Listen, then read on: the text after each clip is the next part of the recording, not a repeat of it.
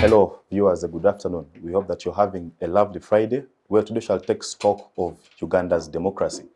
But to appreciate this, we know that every country is built on its history, and therefore we shall explore the 68 years of the colonial times, but also post-independence, when we had the UPC government, we had later on the UNLF government, Yusuf Lule, and now the NRM/NRA government. We believe that all this struggle has been anchored around the need for a good democracy for our country. Well, I'm joined by a panel of distinguished senior citizens of this country. That is now my singular honor to introduce to you this afternoon. From my extreme left is a usual face on this show, Mr. Joseph Ochieno, who is a UPC ideologue, and also a media personality. Joseph, thank you for sparing the time. It's a pleasure to be here, and it's a pleasure to be here with this fantastic panel. Thank you. I love that you've emphasized fantastic. Yes, next to Joseph is retired Major Pollar Awich from the NRM Secretariat. Retired Major, thank you for joining us. Thank you so much. Greetings to our viewers, and I'm equally happy to be in this team. Yeah, I shall introduce the lady last for obvious reasons. Next to myself is Professor Ogenga Otunnu from DePaul University. Professor, thank you for joining us. Thank you for hosting me, and hello to the audience. Yes, the last and only lady on today's panel is Eunice Musiime, who is the Executive Director of AkinaMama of Afrika. Eunice, many thanks for sparing the time. Thank you so much. Hello to the audience. All right, thank you. Professor, let me just start with you. Your title appears more academic than all of us here. I've already mentioned that every country is built on its history and its past.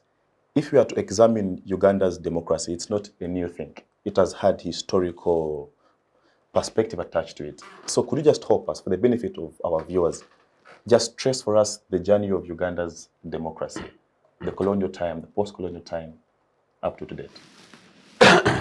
Well, to begin with, perhaps what one wants to do from the very beginning is to tease out some ideas about what a democracy means.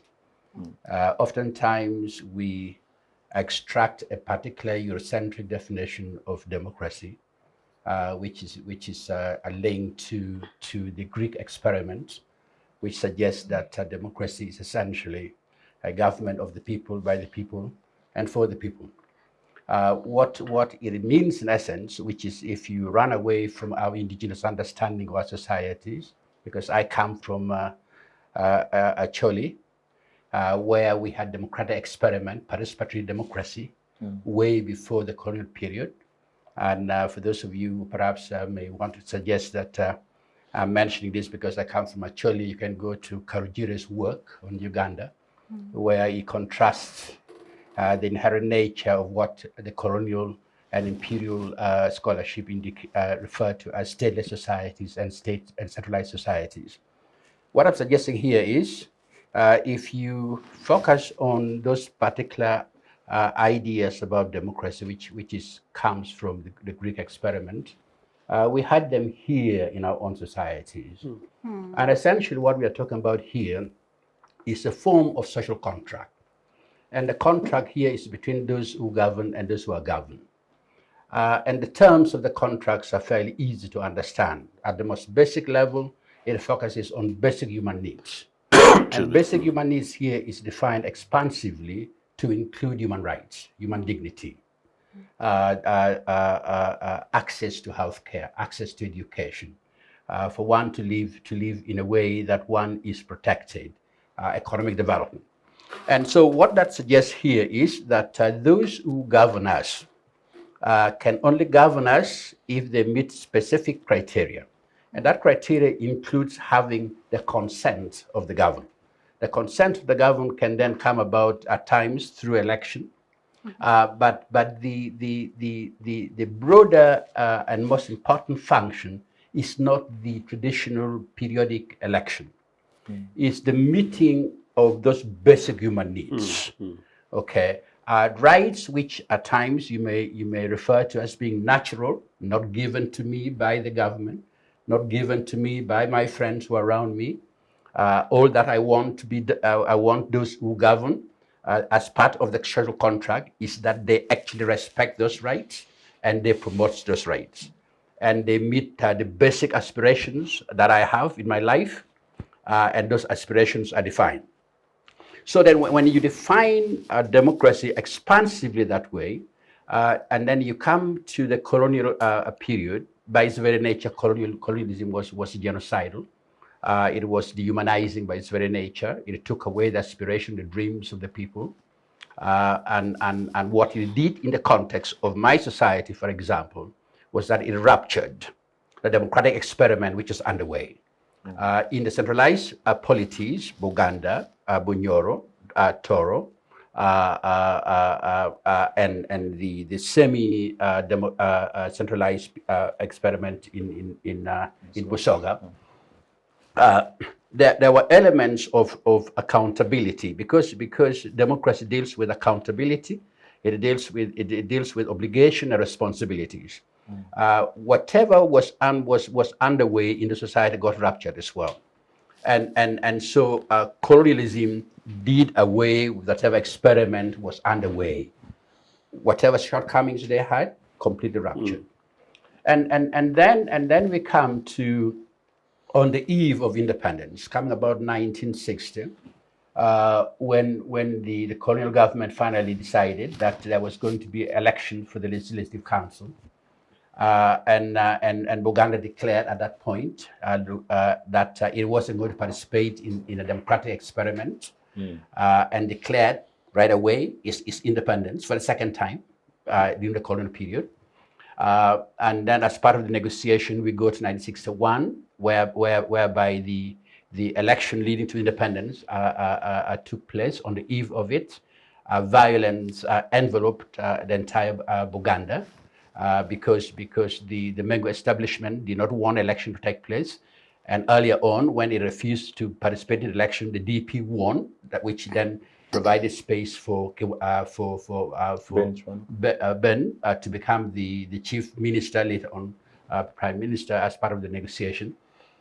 But this time around, they decided that no, they were not going to avoid participating in the election. Rather, what they would do was to unleash terror all over Buganda. And the terror was unleashed against the members of the Democratic Party. As a result, 24 members were then elected by the Lukiko to join the Legislative Council. 21 by Mengo. 24 members of the Democratic Party won the election. About 37 UPC won. The first experiment, in democracy. But that experiment was riddled with controversy. Not controversy because of... Professor, just before we move into post-colonial time, yes, I must first explore the colonial days much more. And I want to bring in a retired Major. Major, if you look at Uganda's democracy today and its nature, do you trace its root back to the colonial days? Because in the colonial times, we had, for example, the King's African Rifle. And up to date, it is difficult to distinguish between the military and our politics. The two seem to be in tandem. So do you think that our politics today has a strong historical, are we still stuck with the colonial times? And how have they affected our politics today? Well, thank you so much. Well, you could say there's similarity or there's no similarity. The similarity I see is that when you see the import to democracy by the King African Rifle that you mentioned, it is clearly shown that the members who participated, especially in the Second World War, my father was in Burma. These people who came from Second World War had a lot of impact on our democracy. First of all, they were schooled, not in the formal schooling system. They were schooled by their interaction with the Europeans. They saw them live, they saw them die in battle. And also the organizational structure in the army schooled them. So these people came back and actually they were a big pillar for the struggle for independence. So they participated in the democracy.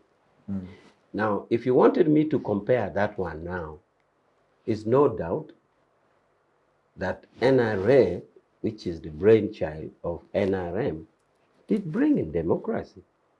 So if you wanted that comparison at that level, I would say that. But also, The King's African Rifles did participate later at a civil level because many of them were retired. And the colonial system was that those who were retired were not thrown on the street. Many retired people, like in the case of my father, he was deployed in what you call the PIDA, Public Works Department. And others were sub-county chief and all were this. They got a lot of things like in our area, the father of Ali Romara, the former minister, was I think a sub-county chief of some kind. He was also the King's African Rifle. So their later participation in the civil capacity also helped to democratize. And here, if you again make a comparison now, is that we clearly have legislative procedures where active army officers are not supposed to be in politics. That is so clear.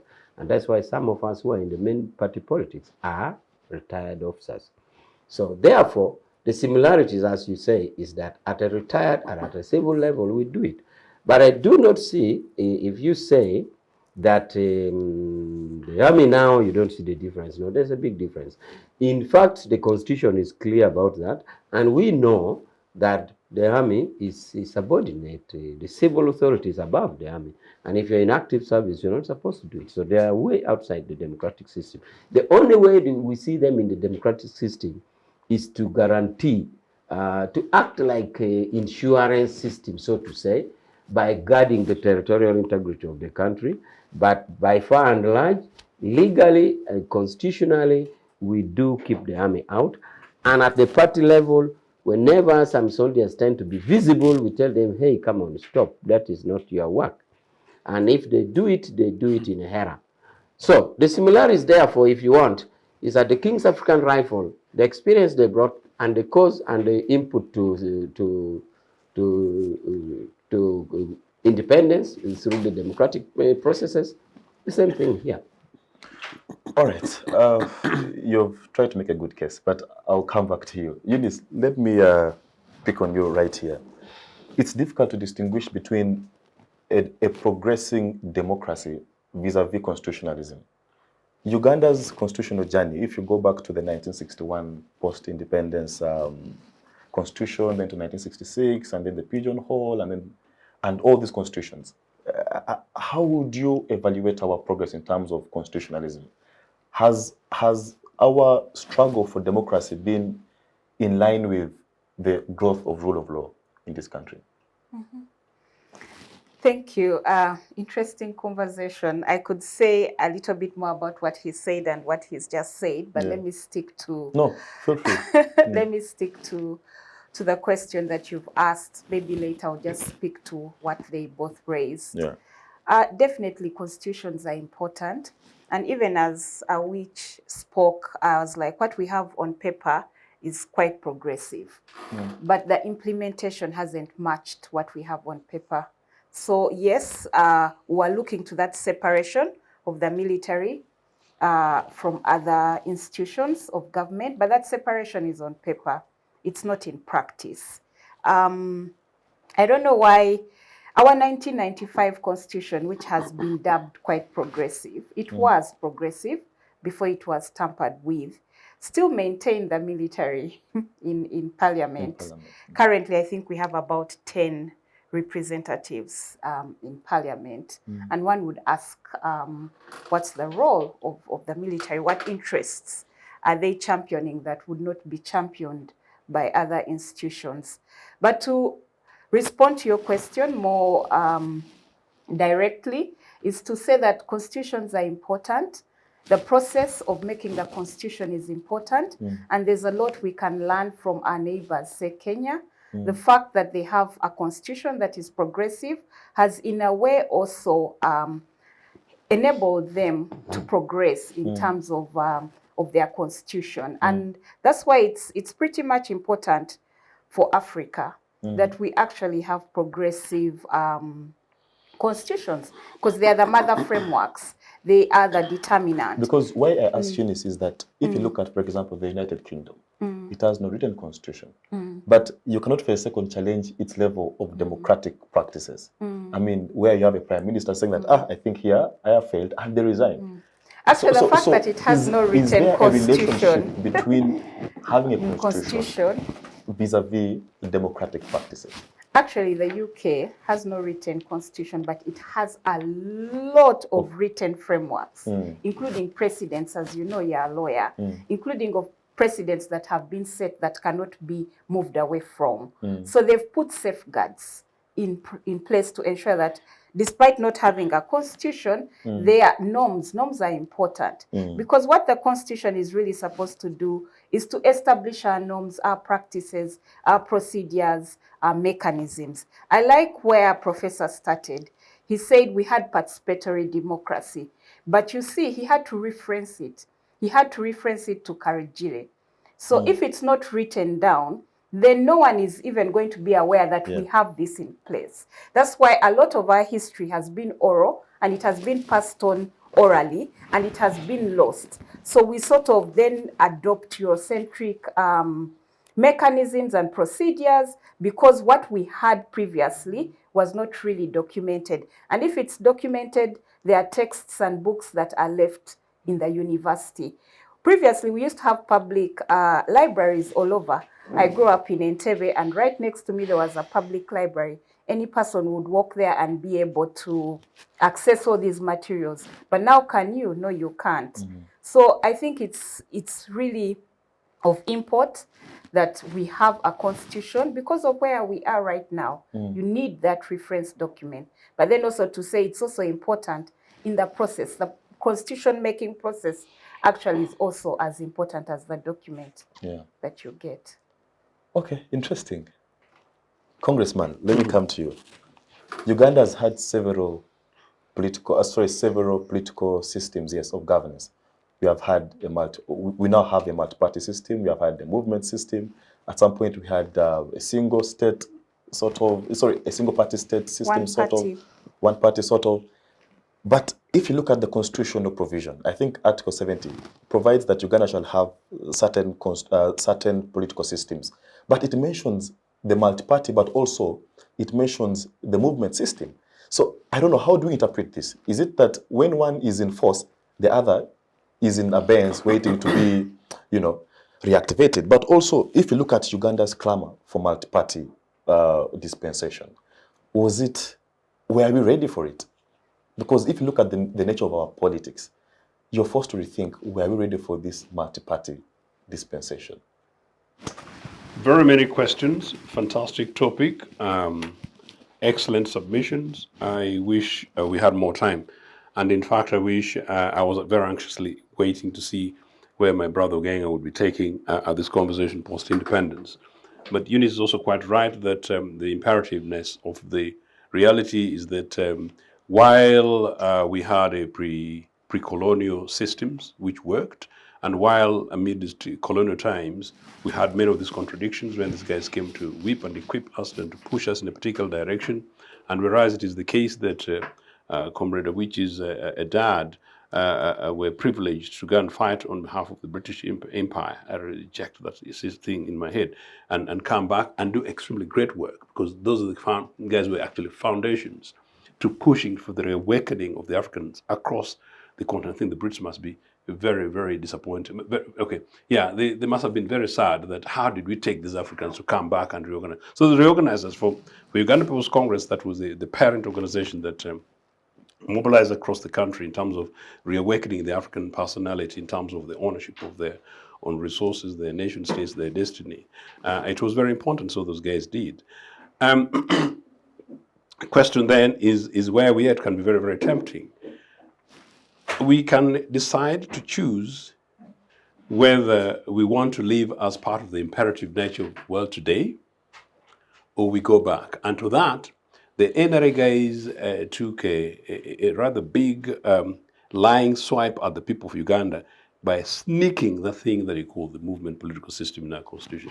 It's one of the most insulting things to the citizens of the people of Uganda. I'll say it on this program. A major leader for SADC, Eunice, I was privileged that after meeting Mr. Museveni, when Museveni was trying to sell this funny thing of theirs to a SADC conference, this guy came and met SADC diplomats, interestingly in London, and said, and I paraphrase, that look, we're coming from Southern Africa, we met, SADC leaders met, and Museveni came and he was talking to us about this thing none of us could understand.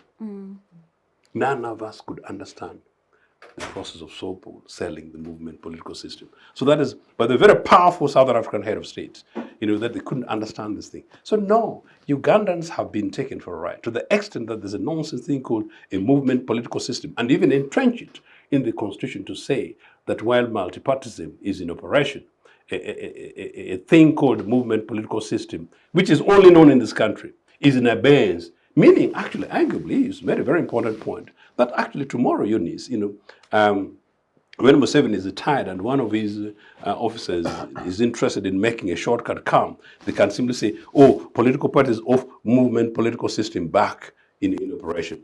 They could do that. And guess why?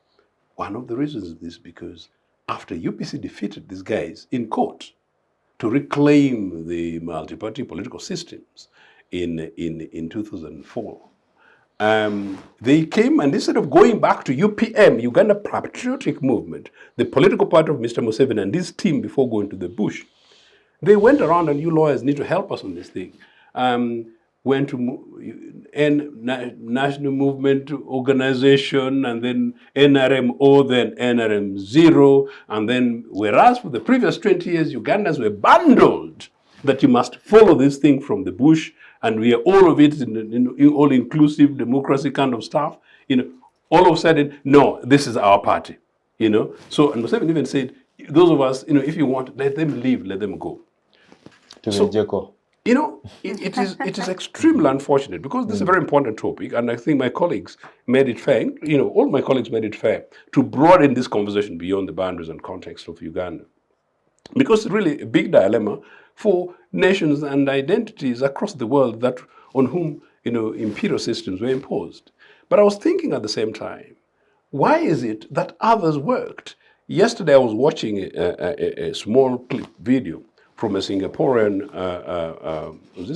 Prime Minister making a quip at Uganda. But then also look back at Lee Wang.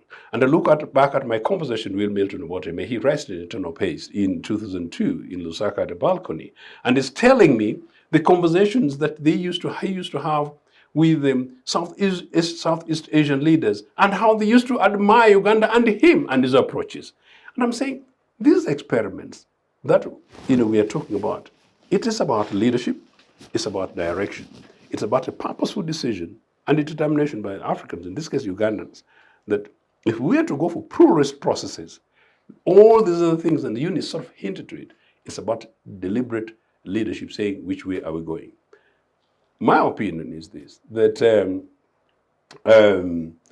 the sooner we have an open national debate about these things, about our history pre-independence, our history, as Professor Wright kindly suggests, leading to independence, because that's extremely important, the question of Uganda and the contradictions. Because when it's convenient, and the NRA guys bought it in Luwero and ran with it, play sentiments and play identity things and break up the republic when it's convenient and push a particular agenda.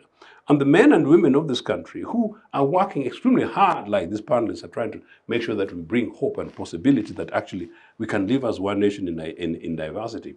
Some individuals come and pinch it because they want to push for selfish interests. I will follow up on the Congressman's submission. Yes, I'm sure, done, sure. or you want to Feel free. Oh, you are done. You can interject. Feel free. I really begged. I knew you'd give me a chance, but I wanted a follow-up so that doesn't fly away from my head. Maybe before I say that, I trace the root from the constitutional aspect. I just like sometimes sharing these views. You also make our viewers share some roots of knowledge. The UK Constitution is not written, and that tells us maybe what the professor was saying, that society, people in a group, people in a society engage in production, develop relationship among themselves for governance. So it comes automatically, whether in Africa or in the UK. Now, if you look at UK is an island. It's in water. In fact, the Russians, when they get annoyed, they don't call it a country. They say, that island, we shall bomb it. That's what the Russians say. They minimize it like, that island, we shall So UK is in water. The people migrated from Germany, from Netherlands, from France to go to the water. Now, when they went there, because they are isolated, they crystallized their civilization to become the English or the Scottish as they are. So in the crystallization of their society, they developed do's and do nots, norms.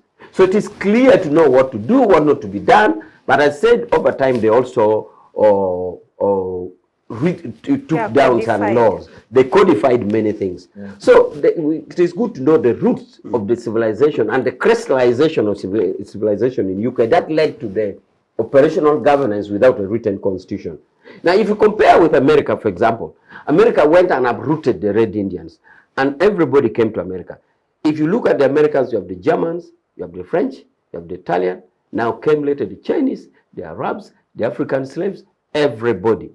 There was a time we had an American ambassador in Uganda who was an Italian. And when we met him, he said, me, I'm an Italian, but I even know my village in Italy. So when you have a country of Katogo, like in America, you don't have do's and do nots. That is why there's the emphasis of rule of law, because it is only the law that hangs above everybody. It is only the law that hangs about everybody. It hangs about the German, it hangs about the American Italian, hangs above the Chinese American, the African American. So that's why you bring the difference between a written constitution and the unwritten. The Americans, everybody's in a Katogo, and the only thing that governs you is the law. The law. So it is good to know that. So the African perspective, the Ugandan one, could have also developed on its own, but with the interruption of colonialism, we know now where we are. But that is what the natural growth of any society is supposed to be. Yeah. Now, back to my colleague, I have no doubt in the minds of the constitutional drafters and designers and persons. We believe we gave them ample time to do it, including Cecilia Ogwal, who was then a die-hard Congress persons and very eminent UPC persons in that Constituent Assembly. So their design of having multi-party political system and the movement is theirs. So unless you're querying, you can go to the answer. Right. Whoever said what, whoever said this, said that, but eventually it became what it is. Personally, even when we're operating in a multi-party democracy, I believe in the movement, and I wish we go back. Possibly one day we should. During the referendum, I did campaign that Ugandans, let's have the multi-party system. For example, during the we have the movement. During the movement political system, we could censor any movement minister, and the list is long. Right now, under your celebrated multi-party democracy, it's not you can't censor a single minister. Even if a minister now walk naked from city square to town, we shall just say opposition have bewitched him. Is that the democracy you're talking about? It's not for us, and for me, we think so. So you have no reason to doubt the sanity of the Cecilia Wall in the CA. For me, I do believe that the democracy could have grown. Now, the person in the SADC who doesn't seem to understand Museveni, it's up to him. But I can assure you that the challenges to democracies are well over. Even in America now, they still wonder if there is democracy anyway under your celebrated multi-party. So I do believe that democracy grows. So I want to conclude by saying, like democracy develops and grows in the crystallization in the island, in the United Kingdom and the territories, Africa could have grown its own democracy. Therefore, the movement political system is an attempt to set the community back in its own home growth democracy. And that is why the SADC person could not understand. But I know for a fact that if he is talking about Museveni as a person, I have no doubt that he has a clear vision. I can assure you what Museveni says many years come to pass. So, retired major, so you choose the movement system any day, anytime? movement democratic what they're system living. is all inclusive. Movement democratic It system. gives better. I've given you one example that even for us during the movement system, it was easier and freer, even in a closed room, to criticize. And that is why I gave you the example of censuring ministers. For example, the then Minister of Justice, Attorney General, Bat Katurebe is quoted to, is known on record to have voted directly in a sense of a minister. Amanya Mushega, a certain minister consulted him during the censor. Mushega, if a cabinet minister then said, defending corruption is not part of collective responsibility. So this was the goods of the movement. You can't do it in a multi-party system. But would you say... We said it in a referendum, the multi-party took the day. Let's try it, we are there, we see what happens. Yes. So, Can I say you said something? I'm sorry, I'm not the one supposed to ask questions, but would you say that the movement then was more egalitarian, and therefore there was freedom to speak, there was freedom to speak out, you could criticize, you could criticize, which is not happening now. And so it does not matter whether it's a movement system or a multi-party system. It's just where the movement is right now. As in charge. Yeah, I can say yes, because you see, so when the movement system was boxed under the multi-party system, it had to metamorphosize itself by way of developing laws, the constitution, the rules. That in itself changes the game. What you are supposed to speak, what you are not supposed to speak. The other one was a free system. So by its nature after the referendum, it did not remain the same. It remained governed with some modification. And that doesn't make it the same again. Okay, thank you. Let me just conclude it, because I don't actually know where we are now.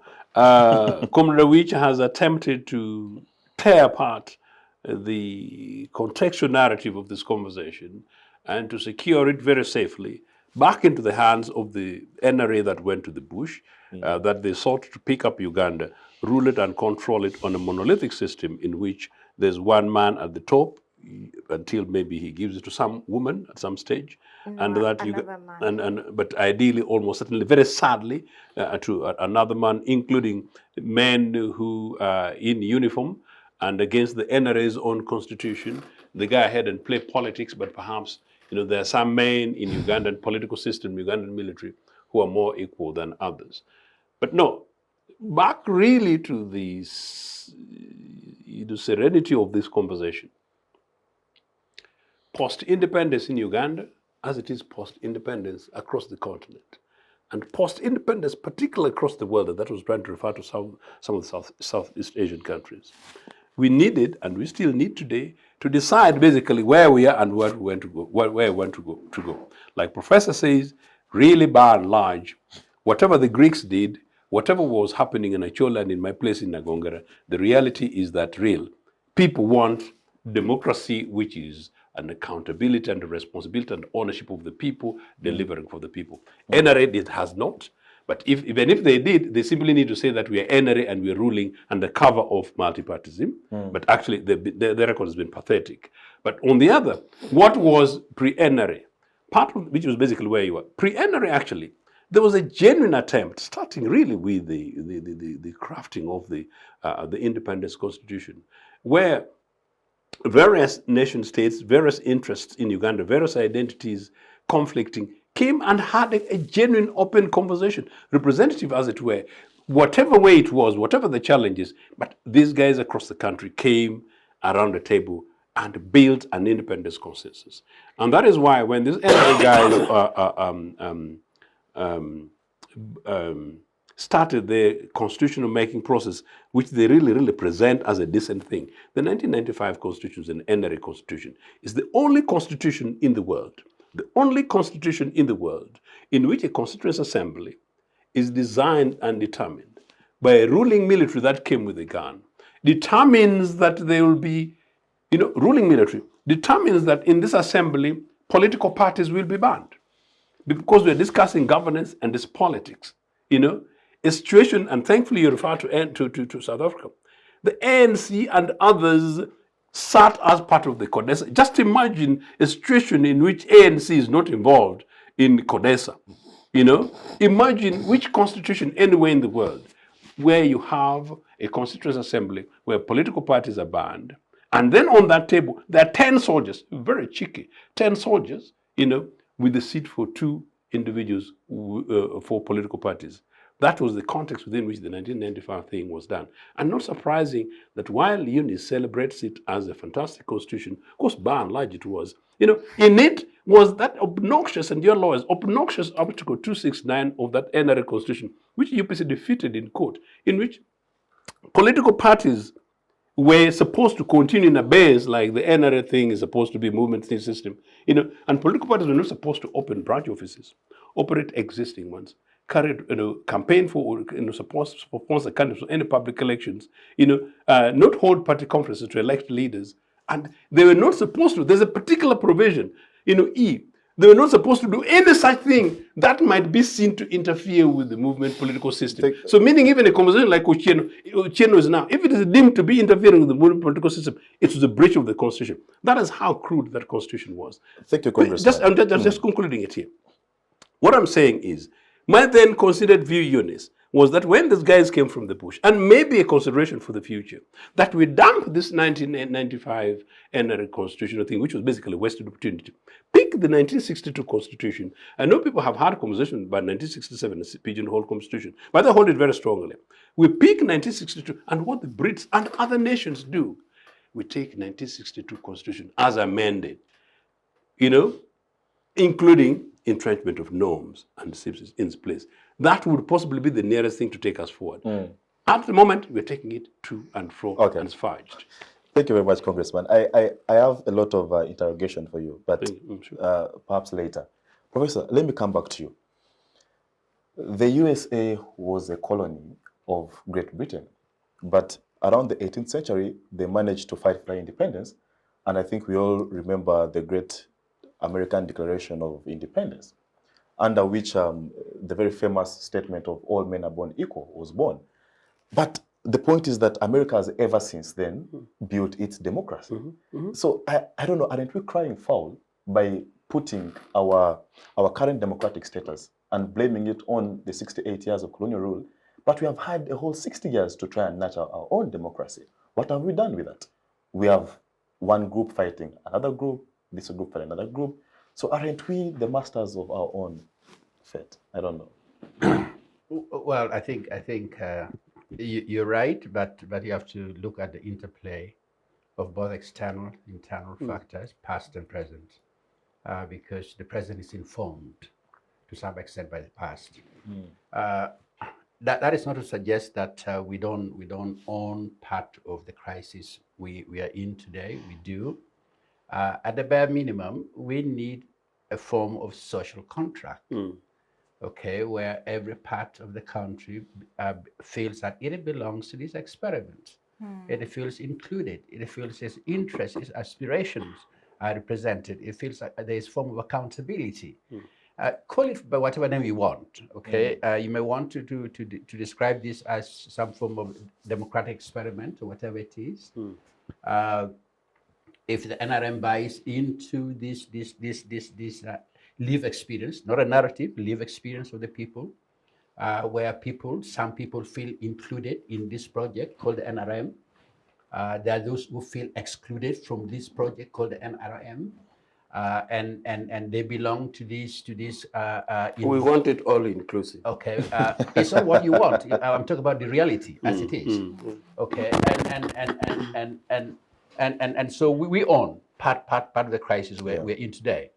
But I think at the end of the day, it's not until we begin to at least accept the bare minimum in our society that no one owns this land. Yes. Okay? And no one has monopoly as to how the society should be governed. The people themselves, let them speak.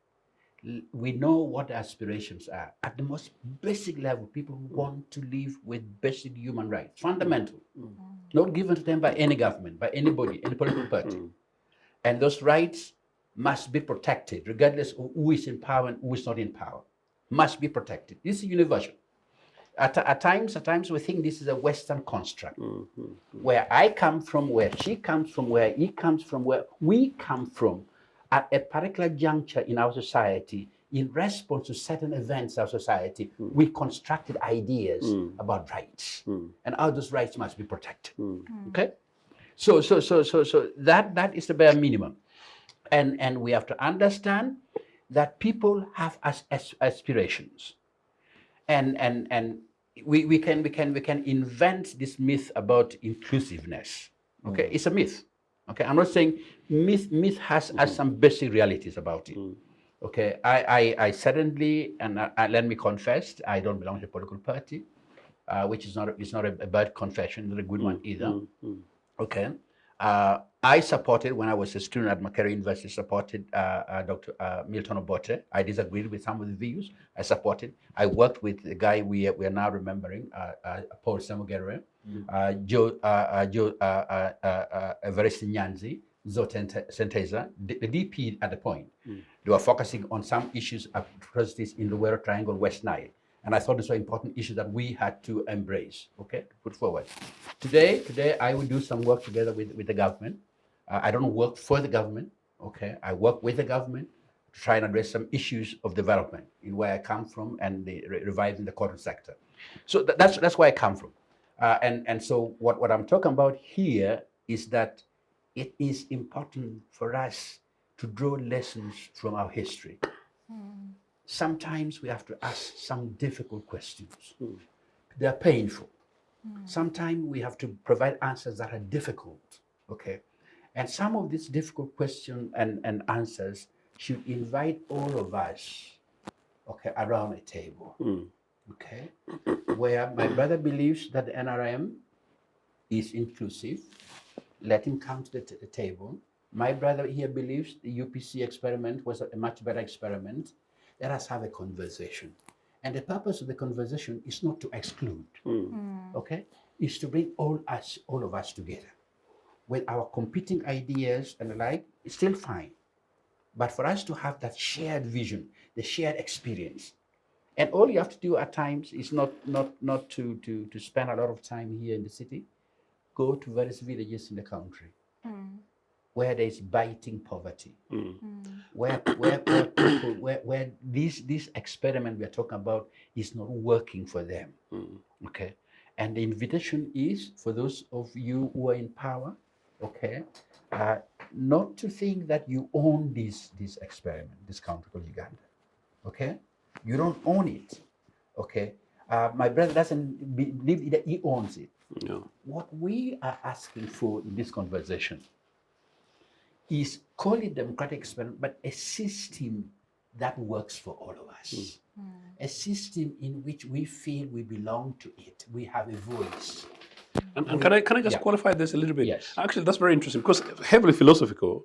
But at the beginning, one of the things that we talked about, the very basic core of democracy, and I actually like that, and I don't know how much we can amplify that, Eunice, was very much about, part of that contract with the people is about people feeling that they're being served, their interests are being served. And in part, that's what he's saying.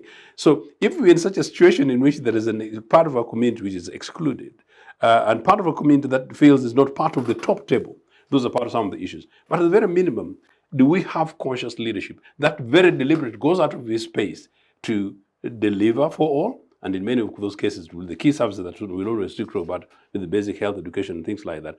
And in most of the Western democracies in Britain, that really pushed my commitment to socialism and UPC, where you simply say that my friends in the left, Eunice, how you're not part of the left democratic left, I don't understand and I don't know. They will say cushioning the struggling majority. Right now, I was having a conversation the other day, including some of the people around my friends, sorry to catch you them. You just intervened, but but to contextualize. My good friend Jeremy Corbyn, who is very much leftist, and then you see they talk about these things about striking workers and support for people in the NHS.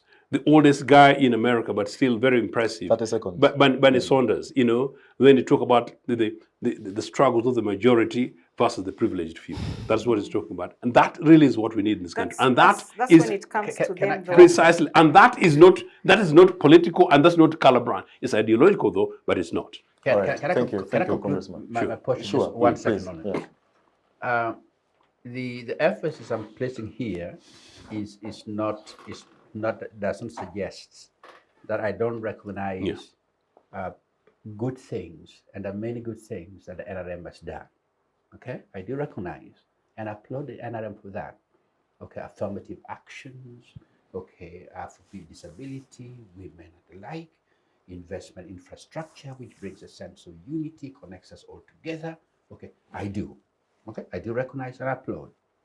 All I'm suggesting here is that it's important for the party, the NRM, together with many different parties in our country, many different opinions, to come together and see how we can actually improve on our experiment. Yeah. Okay? Well, thank you. Eunice, let me just come back to you.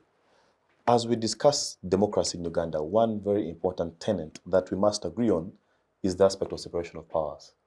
And I think the good French philosopher Montesquieu did explain this very well, that because we are trying to avoid arbitrary exercise of powers, we must have an executive branch, a legislature, and a judiciary, which should have separate roles.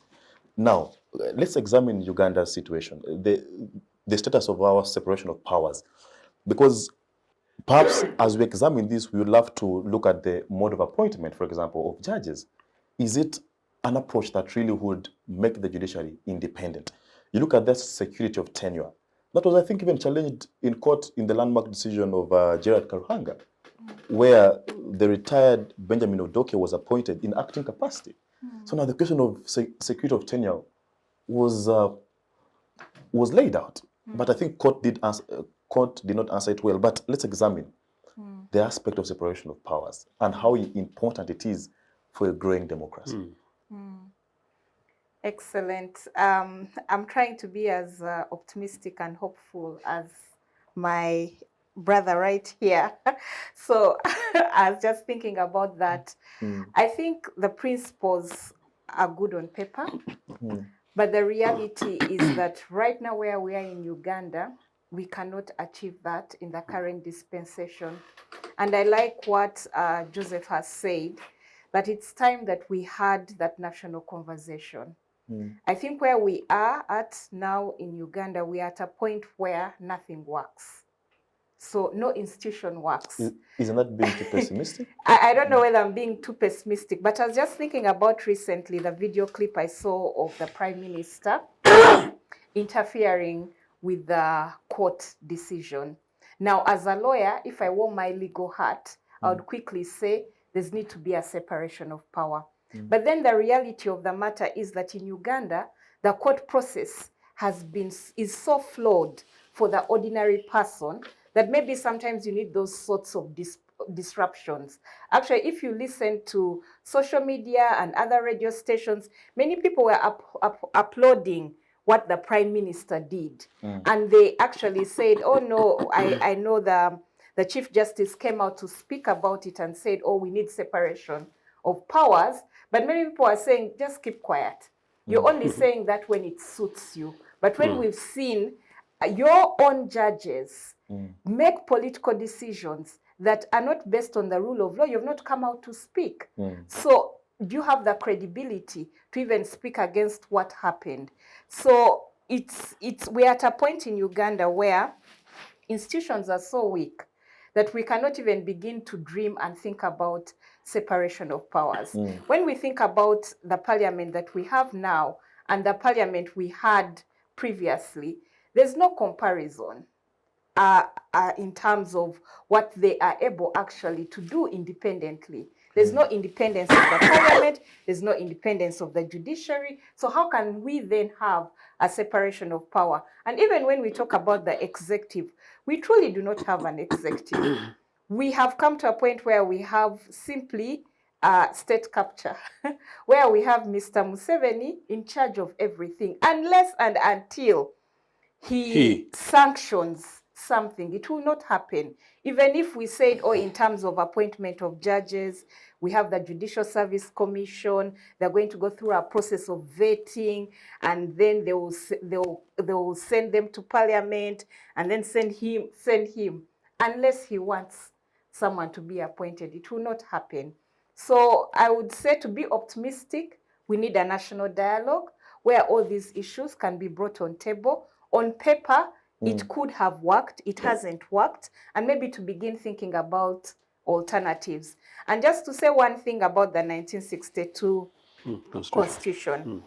I know that we must look to history in order to look forward, but I think we also need to accept that certain things have sailed. The ship fair enough. the ship has sailed. And I watched the show that you hosted, Moses, yesterday, of the youth. And for me, it was quite clear to me that the future is with the youth. And we definitely, and I know that, yes, we can have the advice of the elders, because I'm a middle-aged woman. I'm 45 years this year. So yes, we can have the elders advise the youth, but it's time that we also allow the youth to begin to work out and chart out their own paths that will work for them. But going forward. Eunice, you've put a very serious indictment on, for example, the judiciary. And to this, I think you've watered down, for example, the decision that they took against Parliament when Parliament passed the 2000 Referendum Act. And court said that this was passed in an unconstitutional manner, and therefore it is not law. But because we have seen the judiciary go against the decisions of the executive. A few times. So perhaps you'd want to qualify. Think even a dead clock will tell that time, will be right one time.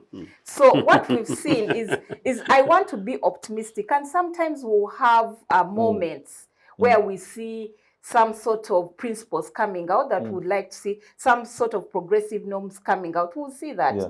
We'll have those moments. But in the grand scheme of things, you look at the picture, it's quite bleak from where I sit. And I say this not as an older person. I say this as a middle-aged woman who has children and looking to see that my children have a future in this country. I'll tell you, for example, and you talked about the ordinary people, how there's that separation. I'll tell you, for example, among middle... well, I don't even know if we are middle class. Let me just say the political elite. Conversations are beginning to happen of, should we apply for a Canadian visa? Yes. Should we do this? Should we go to the US? Because you're just seeing that the picture in Uganda, it's not working. But then again, you ask the question that should all of us now leave this country and leave it for who?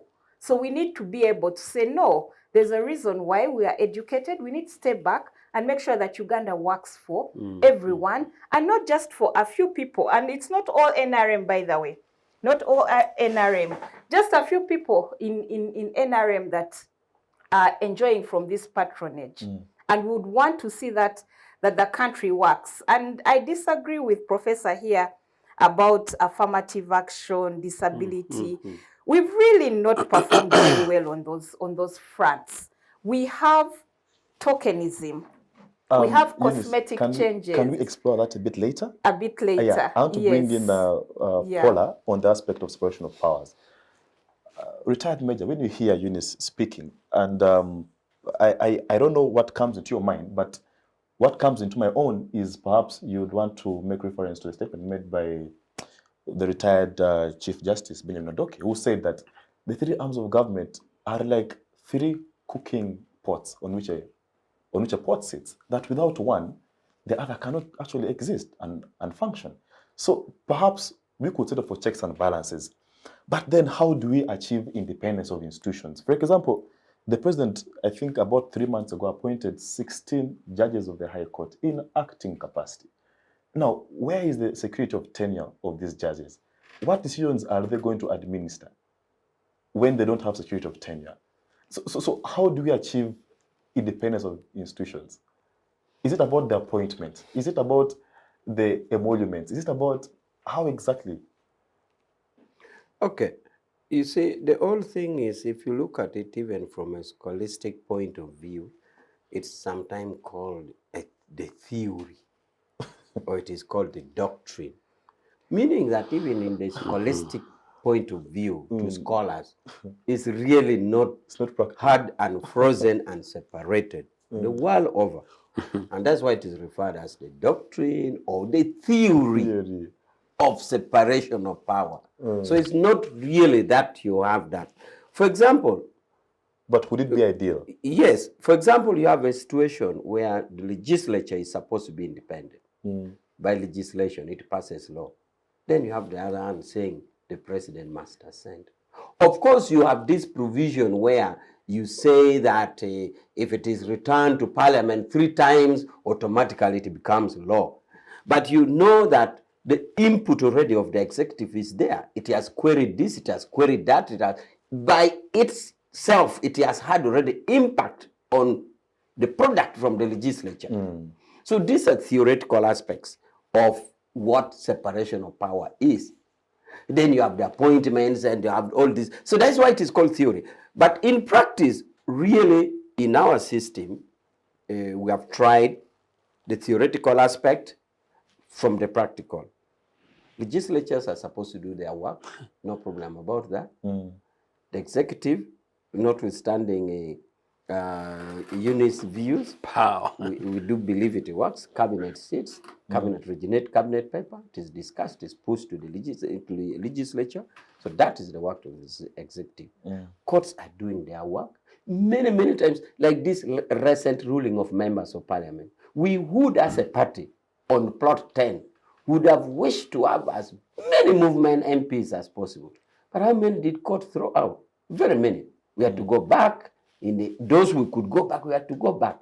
Unfortunate for our brothers, when court rule in their favor, there is judicial. It is work. It is work. And We don't say when it so. rules against them, no, there is no rule of law.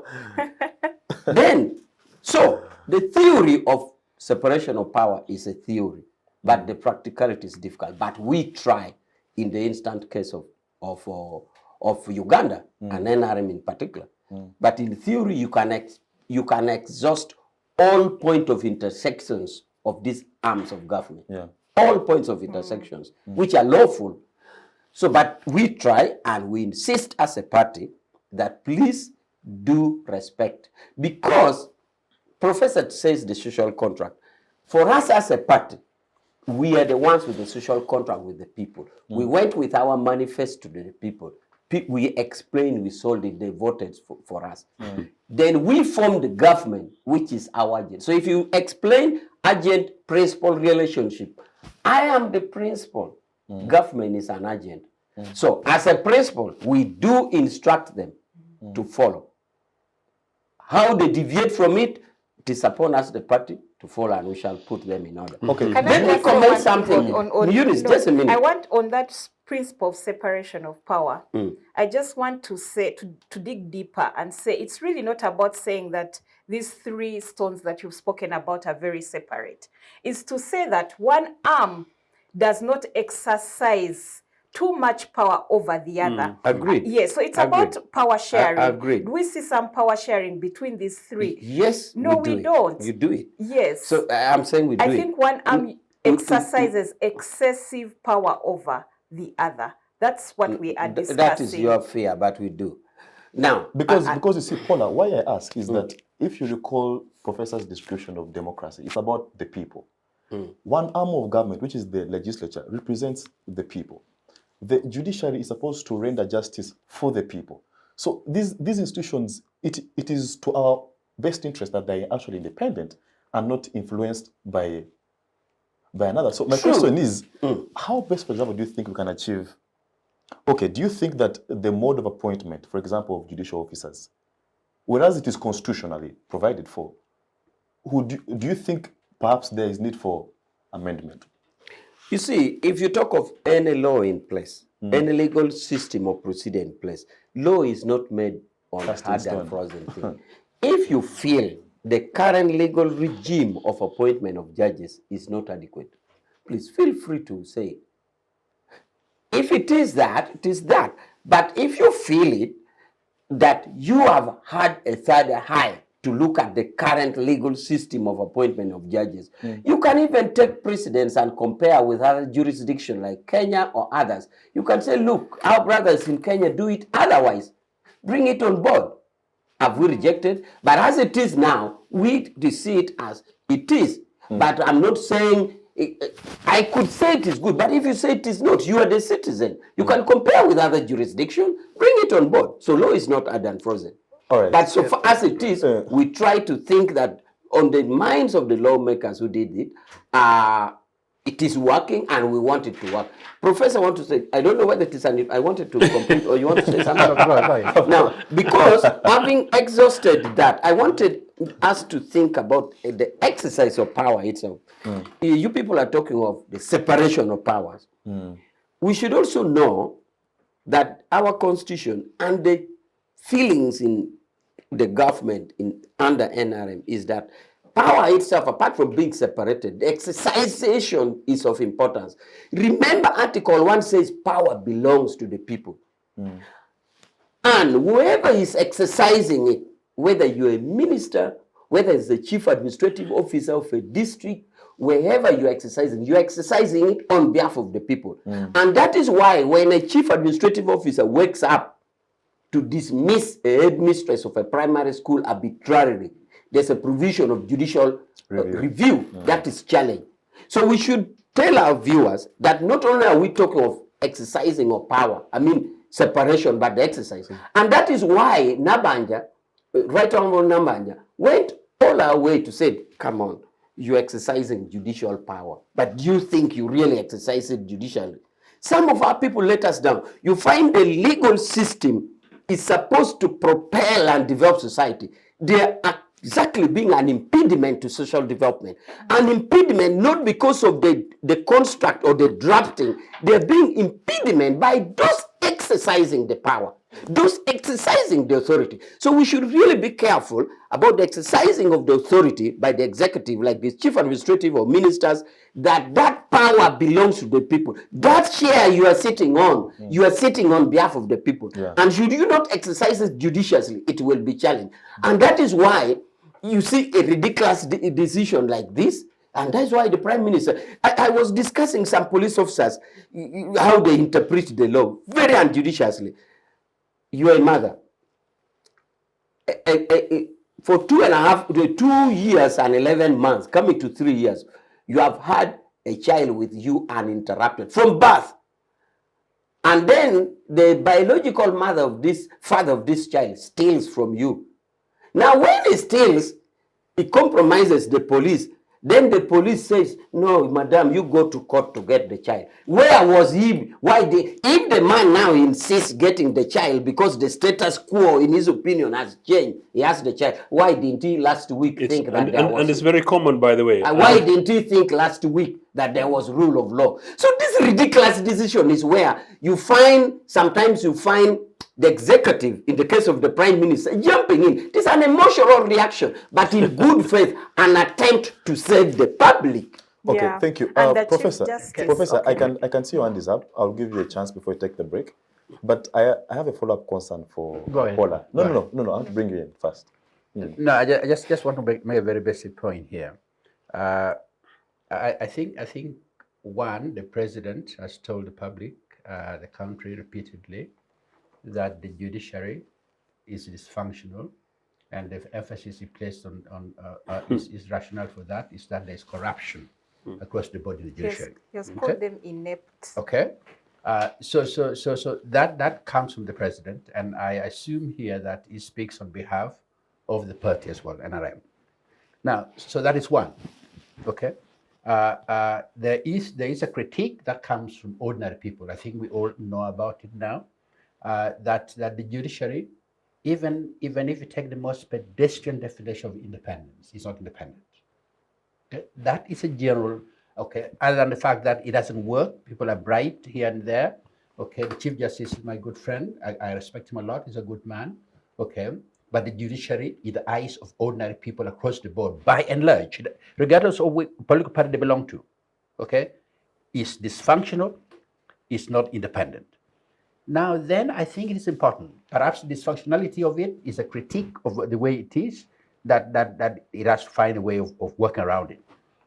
But the lack of independence of the judiciary, addressing it, we must go back to our history. Okay? And I'm glad you raised the issue that perhaps if people are concerned about the appointment and like, they should raise this concern. I think we now have enough history to inform us that appointing judges, given our history, okay, compromises, if does not destroy, even the perception of independence. Okay, that's history. Okay, an objective reading of the history. That history comes to this present moment. Okay, okay, and so when we are talking about independence here, we are talking about independent in a way that it functions. It functions without being compromised, without interference, without paying allegiance to other than the people. Okay?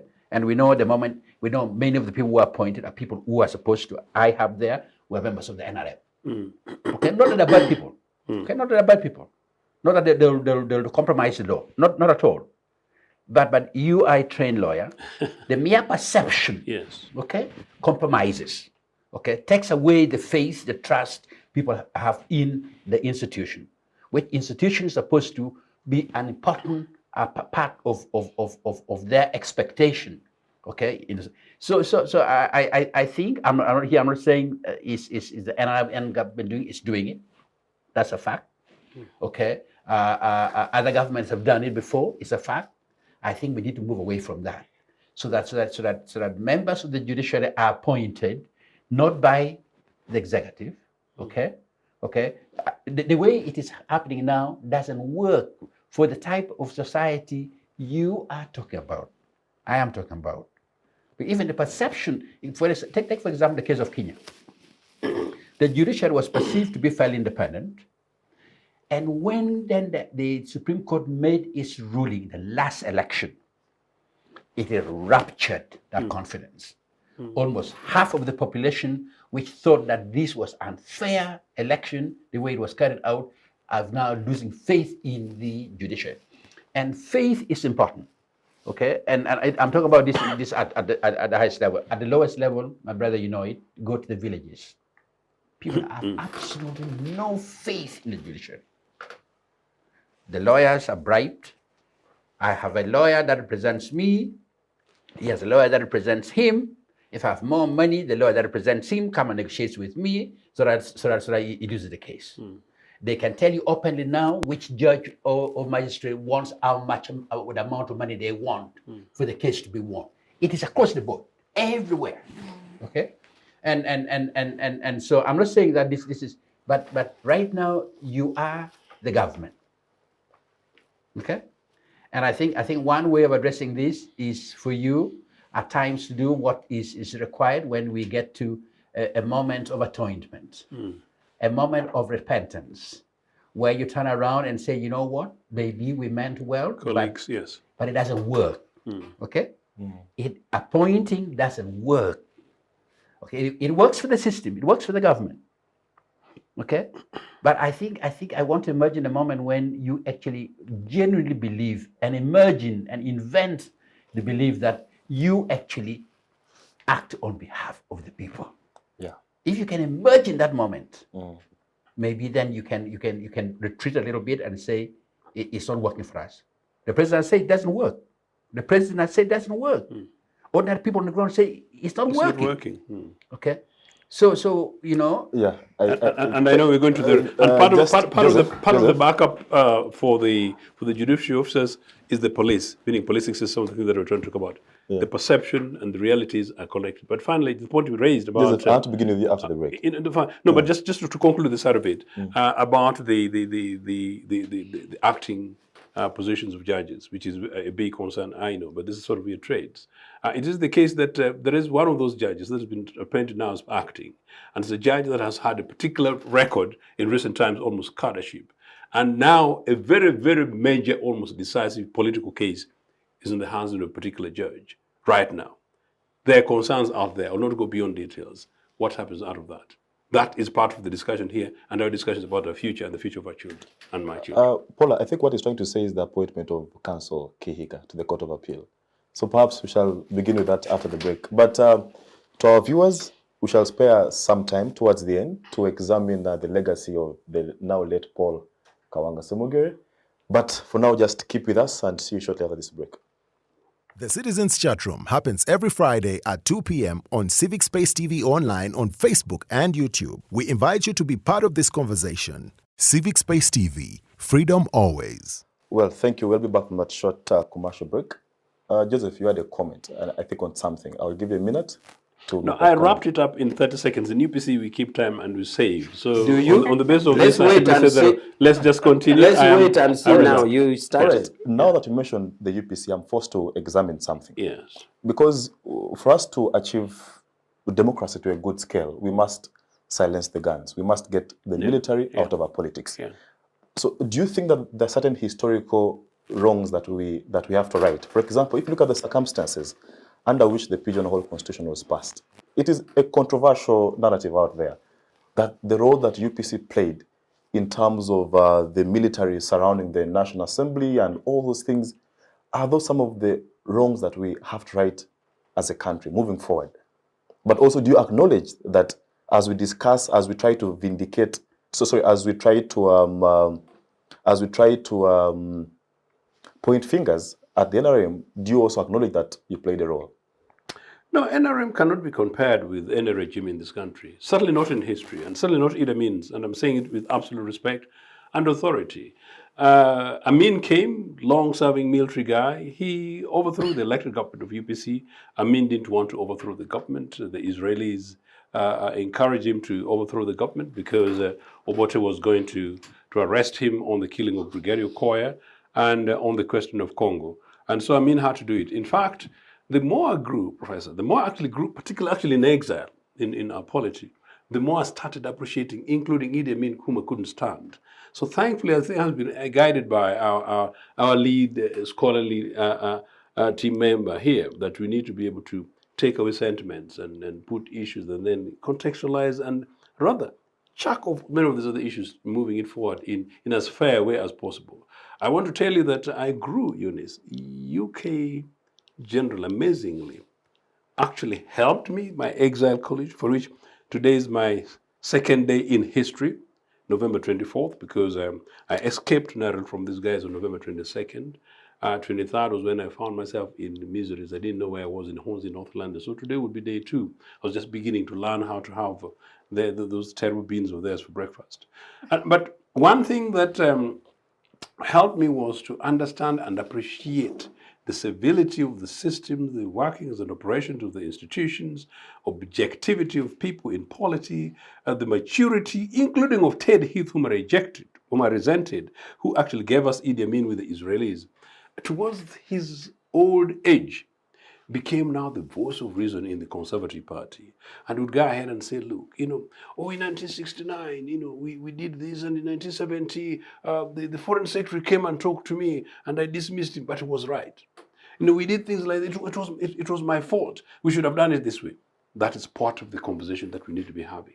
And so the more I sensed that, the more I simply said, no, I need to begin to read and learn. So I tried to read Museveni and try and understand and appreciate him. Obviously, it's been very difficult to read and understand him. I don't know if there's anybody who understands him. If you do, please have a conversation with me. I tried to read and understand all political leaders, including our elder Semugere, with whom we're going to have a conversation. About whom we're going to have a conversation. And I was delighted I met and had a conversation with him. And so came Amin. And so the more I studied, the more I questioned our previous political leaders and people from different political strands. And I think, Eunice, this is an extremely important one. Objectivity and openness, and for you, a young, fantastic presenter, having conversations across the political divide that you don't really pick whatever you pick from Ochieno as a panacea. I then came to know that, Idi Amin was a fantastic soldier who was boxed in a corner, when he went to do the dirty thing, to did the dirty thing in Congo by getting swayed by money. Now he found himself in a corner. He had killed Okoya. He had stolen money. He was about to be arrested and is swayed by external forces. We shall help you. So that is how I then came to understand that. And from then on, I learned to begin to give balance and objectivity. I know Eunice once in a while, sometimes in private, would tell me about certain things, about how I carry myself in particular. Eunice, thank you sometimes for some of those credit, but many of them are really not about me. Many of them are lived experience, and that's why it's very important when we talk about norms and how we build our society and communities, that where we grow, even as our children, it enables them to grow beyond the classroom things, and then to be able to build a culture of tolerance. And I hope we're able to do that. So, your question was very specifically hinged on what, young man? Do you acknowledge, for Yes. example, Congress, you have forgotten the question. the role that So you talked other things. Yes, forgot the question. I did. But the And reason you're a good timekeeper. but the reason I'm bringing that is in that context, I really want to review to resume the. No. UPC. okay, help us examine the circumstances I'm bringing it. under which the Pigeonhole Constitution was passed? Uganda People's Congress with Milton Obote are the most political party and leaders most sinned against in this country than sinning. UPC and Obote have systematically been, presented as the bad guys at every critical stage. And my brother, Professor, was very generous, actually, about this contextual historical things and doing the elements of the 60s when it comes to this. Professor already told you about the challenges that we faced leading to independence that Uganda didn't want. 1963, we had a titular president in the name of Sir Edward. We had identity politics and polity here, leading to a situation in which Uganda didn't want to be part of the Republic of Uganda. We managed, and led by UPC, persuaded them that we wanted to create this one nation state and actually try and see if there's a possibility of a competitive multi-party democracy where we will be having three elements of arms of government working. 1965, Obote's assassination attempt on Milton Obote, twice, including one in West Nile. 1965-66, Uganda is mobilizing for arms, basically to break away from the Republic of Uganda, and I don't know who in this panel would want that, because all of us would be anybody else but part of Ugandans. Obote tries to work with that to persuade them. 1966, as you're leading to 1966 situation, Obote refuses to declare state of emergency. And this again is talked about in privately, that he thought that by declaring a state of emergency, he would be seen to be far too hard-handed, and the implications of that impossibilities of a breakup of civility and rule of law might fail. It defeats him. 66 happens. At that stage, you have to decide, what do you do? Do we dismantle or shouldn't we? Following the 1966 crisis, for which the government did not send troops to Mengo, but the government responded to, in fact, an arms catch in Mengo, for which Mutesa himself declares and claims and talks about how much arms and how we unleashed violence on civilians. No. I'm just talking about the government of the day, a democratic elected government of the day, That with a unleashed- government within a government. I'm just putting that unleashed violence I'm bringing on context. civilians. And do you blame the government of the day or the guys who started it? Well, but you see, Let me answer you. the Let state me has continue. monopoly over violence. But part of the problem So- is, I know you're a fantastic young man, but I know you grew up under NRA and you almost you sympathize to it, but I'm not saying you are. And so you take this narrative in such a manner that you're not able to be persuaded. But what I'm trying to attempt to put across to you in an objective manner as Just possible. putting a question so that to you. actually, It's just putting a question to you. so that Maybe Prof should answer so that that question. maybe Musiime is not able to be objective on that No, question. because even Eunice will think that I'm not objective, but it's as close to that. So really, my point is, by the time of that of that constitution, we were already in a state of mini civil war. And a civil war within a state, and these are facts. Now, to continuously blame the state, the government, an elected government as such, and be absolutely silent, as you guys in law talk about it, about the other side, is the unfair bit. And for me, I've argued severally, Eunice, by the way, that we need to have a fresh conversation as part of national dialogue. And part of that should be also include Truth and Reconciliation Commission. That would investigate the events that happened leading to 62, 64, including whatever happened to Uganda and Burundi in the 1964 events, but particularly events leading to 1966, exactly what happened in 1966, role of Uganda, role of the government, role of the military, And indeed, who fired the first shot there? Just and then events leading to the pigeonhole constitution. No, the troops of the security services who were there to protect, if you like, the constitution and the Republic of Uganda, rather than these black mamba guys who were surrounding the High Court, lest you forget, and even much worse, these guys who jumped in the National Assembly the other day like acrobatics. What were they special? But I think Eunice, I want what to bring you Moses in. is asking Okay. is to a narration of what happened without blaming or putting blame anywhere. I did not blame anyone. I was giving because context, I think the narrative of us and them and etc. It's also discomforting because then it means that you have to place blame somewhere. And with that, we can't truly move on. Because part of I was encouraging objectivity, but maybe Professor needs to help us. First of all, part of reconciliation is actually truth telling. Precisely. So we must tell the truth and Thank you for agreeing with me. No. And I'm telling you because you must acknowledge that if you played a role and perhaps in a way that was detrimental, you should acknowledge it. No, and that's what I'm saying. Fair and square. Ours was not detrimental with the government of the day, with the state and protecting the constitution and protecting the Republic of Uganda, and we're surrounded by a real force, by the real armed force that was willing and prepared to break away the Republic of Uganda. Now, people need to put up their hands. Who in the Republic of Uganda do not want the Republic of Uganda? If those people don't want the Republic of Uganda, let them go the other end. All of them will be. Eunice, I let me want come us to you. to go to Prof to also give us his understanding of that question. Let me say. I think what my brother has explained is an important background because it allows us to understand what happened the way it happened in Parliament. And I think you're right that President Mutesa, in his own book, shared with us how he mobilized and the arms which were in Mengo at the time, how they actually carried out operation against those who want to vote for Bunyoro during the referendum. When he went to the market with his troops and all the people from Mengo, the officials had to go every weekend to be there. Okay, these are his own stories. And then after when the NRM came to power, there have been a lot of people from Mengo who had actively participated in the abortive assassination attempts that have narrated their own stories, and they've been carried out in the newspapers, New Vision and Right. Okay, so what the point you're making is quite valid. At the same time, the manner in which the Constitution was passed was extremely unfortunate. Okay, I do understand the turmoil, the instability, various attempted assassination. Okay, the declaration of war, which there's no need at times. At times we want to look at the equivalence. Because if you want to look at the equivalence of what Mengo did, you go to what happened in Kasese. Okay, see, it's a comparison. Okay, because in Mengo, Mutesa tells us they declared war.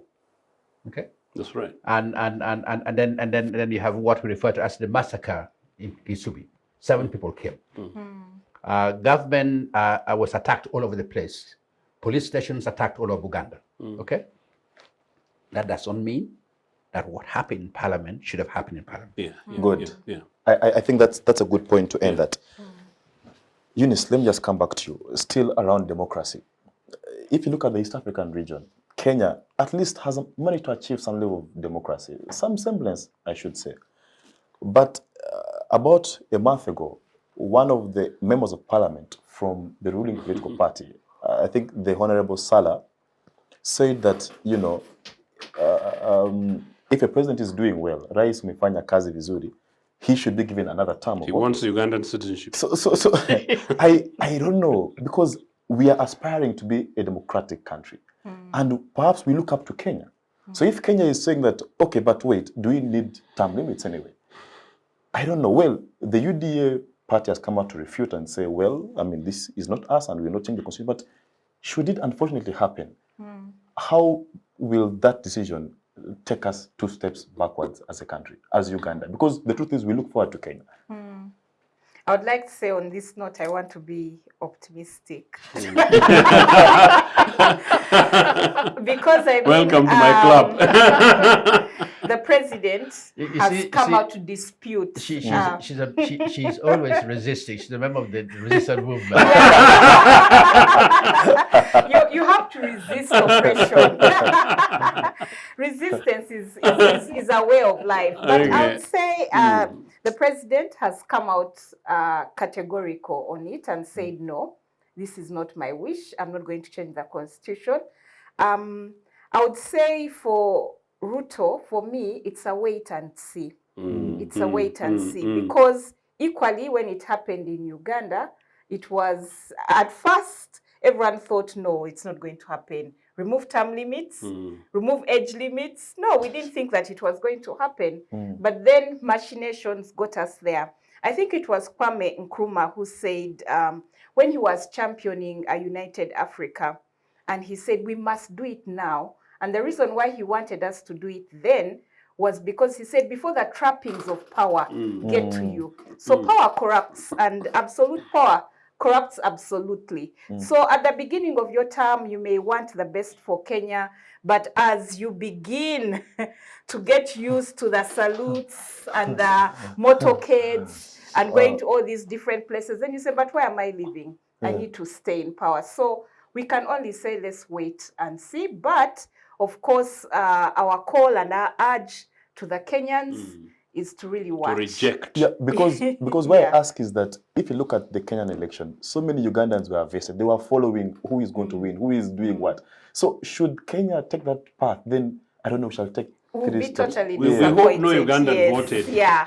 You know, I personally did not sleep that night. Yeah. Because I mean, that's how much we are vested in Kenya. That's how much we are vested, because they are our neighbors. And really, we are working towards a united Africa. So what happens in Kenya? I mean, if Kenya coughs, the flu is felt in DRC. So, of course, we had to watch. Whatever happens in the region, even if it's happening in Mali, or in Burkina Faso, it affects the whole of Africa. Just seeing all these coups that have happened last year and this year, it's disturbing for the rest of us, even if they're in West Africa, because you know that it's setting a certain trend in motion that you would not want to see in your own space. So it's not just Kenya. We are looking to see that Africa as a whole democratizes. Yeah. Can I say one thing about Kenya? Oh, no, 1 second. Sure. I believe what President Ruto said, he's not interested in it. He's not interested in it partly because he's not interested, but also too because the reality on the ground is quite different. That's correct, yes. Okay, you go against that in Kenya, the place will be aflame. Okay. Kenya is a different society now. That's right, yes. Thank you. All right, thank you. Major, let me just come to you. We are discussing democracy in Uganda, but just our neighbor, the DRC Congo, its eastern part is ungovernable. Its eastern part, I don't know when the last had elections. And by this I mean Goma. Goma has, I think, around 124 militia groups that have made Kinshasa restless, if I'm to say. So my question, because Eunice spoke of precedent, and borrowing practices. I don't know, what precedent is the situation in Goma, the conflict in DRC Congo, what precedent is it setting for democracy back home? Because to them, the militia actually goes ahead to collect taxes. You know, I mean, people don't participate in choosing their leaders. I don't know, how does that situation play into our democracy here in Uganda? I understand your question, and I'm going to put in my answer, but permit me to say what I'd ask a minute for. I will start by what Eunice said about the professor's assertion. Professor had asserted by over-appreciating what NRM has done, and especially in the area of affirmative. Now, Eunice says it is tokenistic. I would like to say I don't agree with Eunice, but I agree with the professor. Okay. Because Eunice, some of these things have indicators. They are not plain political statements. You can actually go and see which country has done best. You know very well I've been in UN for 8 years, so I have indicator measure system. For example, if you go to gender, they'll tell you Rwanda is ahead of us. And they'll see it by what indicator? 64%. They'll tell you by one indicator. So when the professor says that government has done this, he's not making a sweeping statement. We can see where we are and by what measure and by what indicators. And these are very independent indicators by UN. So I really would like to invite you to believe in the professor that in the area, both in terms of whatever indicator is used, either the legislation in place, the physical, quantitative achievement, because there's the quantitative, the qualitative, the legislative, so all the indicators are there. So I like to believe that I thank the professor for that objective observation in the area of achievement. And I would like to invite you to believe in what the professor is saying. Now, the other thing is, I want to comment briefly, is about the judiciary. Judiciary, we have come to agreement of the separation of power that we discussed. Two things in the judiciary. One is the area of corruption. Then one in the area of a general perception of its independence. And the professor puts it as a perception. You know, a perception is not purely idealistic. A perception towards something is merely a consciousness. But you may want to wish to question, where does somebody develop that consciousness from? Some of them are political. And that is why I was saying, when it rules in your favor, yes, it is okay. When it rules against you, no, it is not. So when it comes to a perception, professor, that they perceive as this, it becomes quite unmeasurable. Because why is that consciousness formed in the mind of that? But still, of course, as a party, we are keen to hear any views, any feelings, and must be addressed.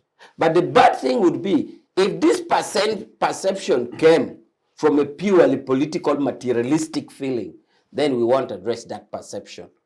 So I want to say that about that, and then I go to DRC. I wanted to say what I had reserved to comment. Yeah. I will not forget the question, but I knew, but I really wanted to run over these issues that I had reserved. Now, the question of DRC is a really unfortunate event. Ideally, we have sovereign states, and should not only be ideally, should be in practice. The events that is happening in DRC is unfortunate. It is interpreted, again, by indicators and well-grounded factors, I mean the data, that there's interference from foreign. It's not a mere perception. I think there are data to that effect. So it impacts on us because the welfare of the people in Congo is the welfare of people in Uganda. We are very well known in the whole world for being the second best friendly refugee country in the entire world. And I'm told we are only beaten by Turkey. But we wouldn't even be boasting, because Turkey gets a lot from the middle part of the world there. But we wouldn't be boasting about our measures to friendliness if we don't have instability there. So the instability in DRC affects our democracy because it affects us. Like Eunice said, we are like a body. Any part of a feeling in Burkina Faso, wherever, affects us. So now this takes me to what should be done. I believe that the structural system in place, the East African body system, including pronouncement by heads of states, and Uhuru that is there, believe that he will sort it out. And we really make this pedestrian call that please, foreigners that have their fingers there should pull out so that the DRC people should enjoy their peace. We, as far as we are concerned, President Musiime has made it clear that we are not interested in fueling any instability in Congo. If we were to do it, we would have, for example, already a non-rebel group that we are supporting to fight for their independence or for their rights or taking over Kinshasa. No. So we believe that for us in government, of course, we have in our manifesto about views about regional cooperation, views about foreign policy. We think that President Musiime should drive that clear so that the Eastern Congo enjoy peace. The last election, as you said, they didn't participate. The rest of Congo voted except this troubled area. So I believe I've tackled your question. Sure. So it's unfortunate. Yeah. And for us, we are not participating and we want the area stable. We are using all the mechanisms, the East African system, not our individual effort to do it. Whatever we did by our presence there was a signed MOU and was for purposely the agreed version. And that is why wherever we were operating together with the army of Congo. Forces. That's right. Congressman, let me come to you. You one time asserted on this panel that you are a feminist. So I'll ask you a gender-related question. As we I'm a feminist. And I am not disagreeing. You're such a pessimist. So why? I'm not disagreeing. What I'm saying is, I have a question for you, which is gender sensitive. Yeah. All right. So what I'm saying is that let's examine, because as we discuss democracy, we must discuss equality, right? And perhaps the rights of women, the rights of young people.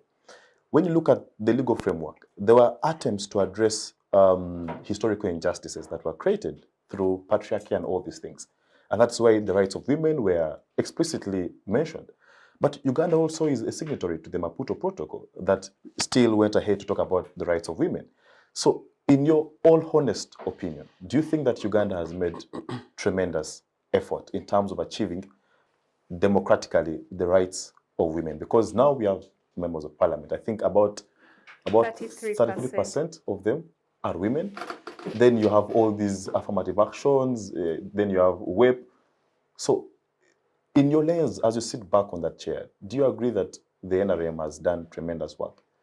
No, and it's for very clear reason, absolutely non-political. It's very empirical, and how else and who am I to dispute and challenge, the topmost African woman, chief of AkinaMama Africa, fantastic. Who said that is tokenism? It's tokenism, and it is authoritatively from a UPC perspective, and knowing very well where we came from independence, very deliberately, because part of that actually informs my values and ideological leanings, including my very authoritative position on feminism. It is the case that while there has been tokenistic attempts, including this creation, really as a move pushed by Claire Shorts, the likes, those guys who wanted to give Museveni a name and a face to make sure that they're able to be nice guys when they go to the West. This is a gender sensitive thing, this is the season for this thing. That's all that Museveni did. He was not really interested into it. And of course, there is this view that now we create, slots for women in positions, vice presidents and things like that. No. I think the best way to deal with this thing first is to say, are we democratic? Of course, we're not democratic anyway. Number two, is Uganda democracy? No, it's a struggling nation state, and we really hope that at some stage we shall have a genuine democratic dispensation going forward. And I hope at that stage, women will be at the helm of most, and if not many, perhaps leading this decision-making process, including paneling the process of this transition. From a feminist perspective, you don't empower, you don't claim ownership and authority of women when you give a woman a tokenistic position. From a feminist position, you don't sit with a woman in a pan of four and then it's possibly a slot for her. You don't sit with a woman and make her comfortable by virtue of her appearance, when instead of thinking strategically in terms of what she's thinking and saying, the substance she's putting, but rather how she's dressed and how she's carrying herself. What do you do? What should be done? So from a point of view that we would say, from my point of view, it would be the case that if you're looking at this country, you would look at what we did starting at independence. The African woman wants education, just like every other African youth. So you push deliberately for girl child education, start with the 1963. Girl child education, top high schools across the country, Toru, Gaza, Nabisunse, Wanyange.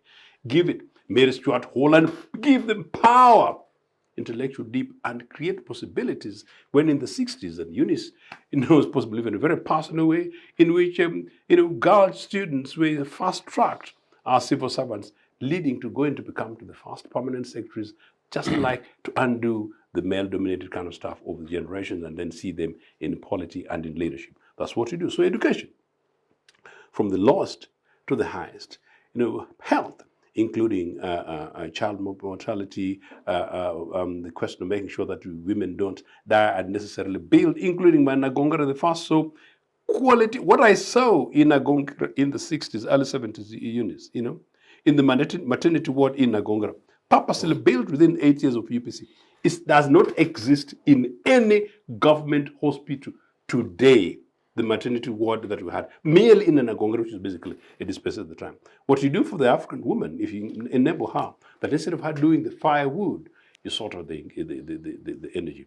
Instead of her actually begging and scrolling over little bits of food, you create possibilities for which there's food and food sufficiency. Yeah. Instead of the girl child walking 6 miles, you ensure that water is accessible to them.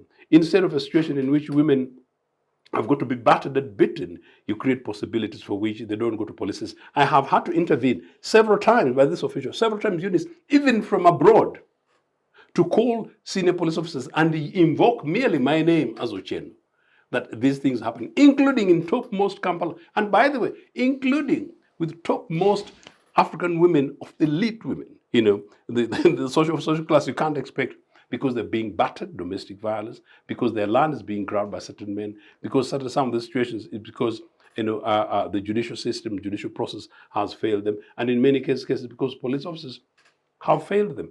That, if you don't deal with some of those structural things, basically, you are really not doing affirmative action. For me, as Ochieno, you take it to the home, and if you want to ask what I'm trying to do, it is an official thing in my home, that nobody's daughter is beaten or whipped across Nagongara areas of where I am. I'm saying it will not happen. It does not matter whether or not my immediate family. And that's official. I call these young women into my home, have conversation with them to enable them, and to create possibility for some of these boys, especially these ones who've been dropped off UP education, become drunkards and bring people's daughters to their homes and make them equipments for agricultural produce and doing basic domestic work, that must change. So economic emancipation, so you do deal with the three, whatever, ignorance, poverty, and disease. You uplift that and do it gender sensitive. Yes, you'll be somewhere towards pushing women ahead. And guess what? The political party that made the first woman president of an independence political party was Uganda People's Congress with Mama Mire. And then you know what? I was a party to mainstreaming youth of deliberate youth and women mainstreaming in the constitution. So that's embedded so that at any elections, no less than 64% of the positions are that, and we're going towards 100. And so we say that not only do you do that, but do it in such a manner that we make women real power in this country. Yeah. At that stage, at where we are today, we're not there. All right, thank you. Professor, let me come to you. Help us paint a picture on the relationship between democracy and debt. Because each time we go to World Bank or to IMF or to China Exim Bank to get loans and debts, they come with conditions, right? For the East, perhaps they are less concerned with issues around human rights. All they want is, can you pay back the debt with interest? But Dambisa Moyo, in her book, I think, Dead Aid, says that grants, aids, donations have made governments worth fighting for. That because there is so much debt and money that is not accounted for, everyone is fighting to be part of that government, to be part of eating that money. Okay?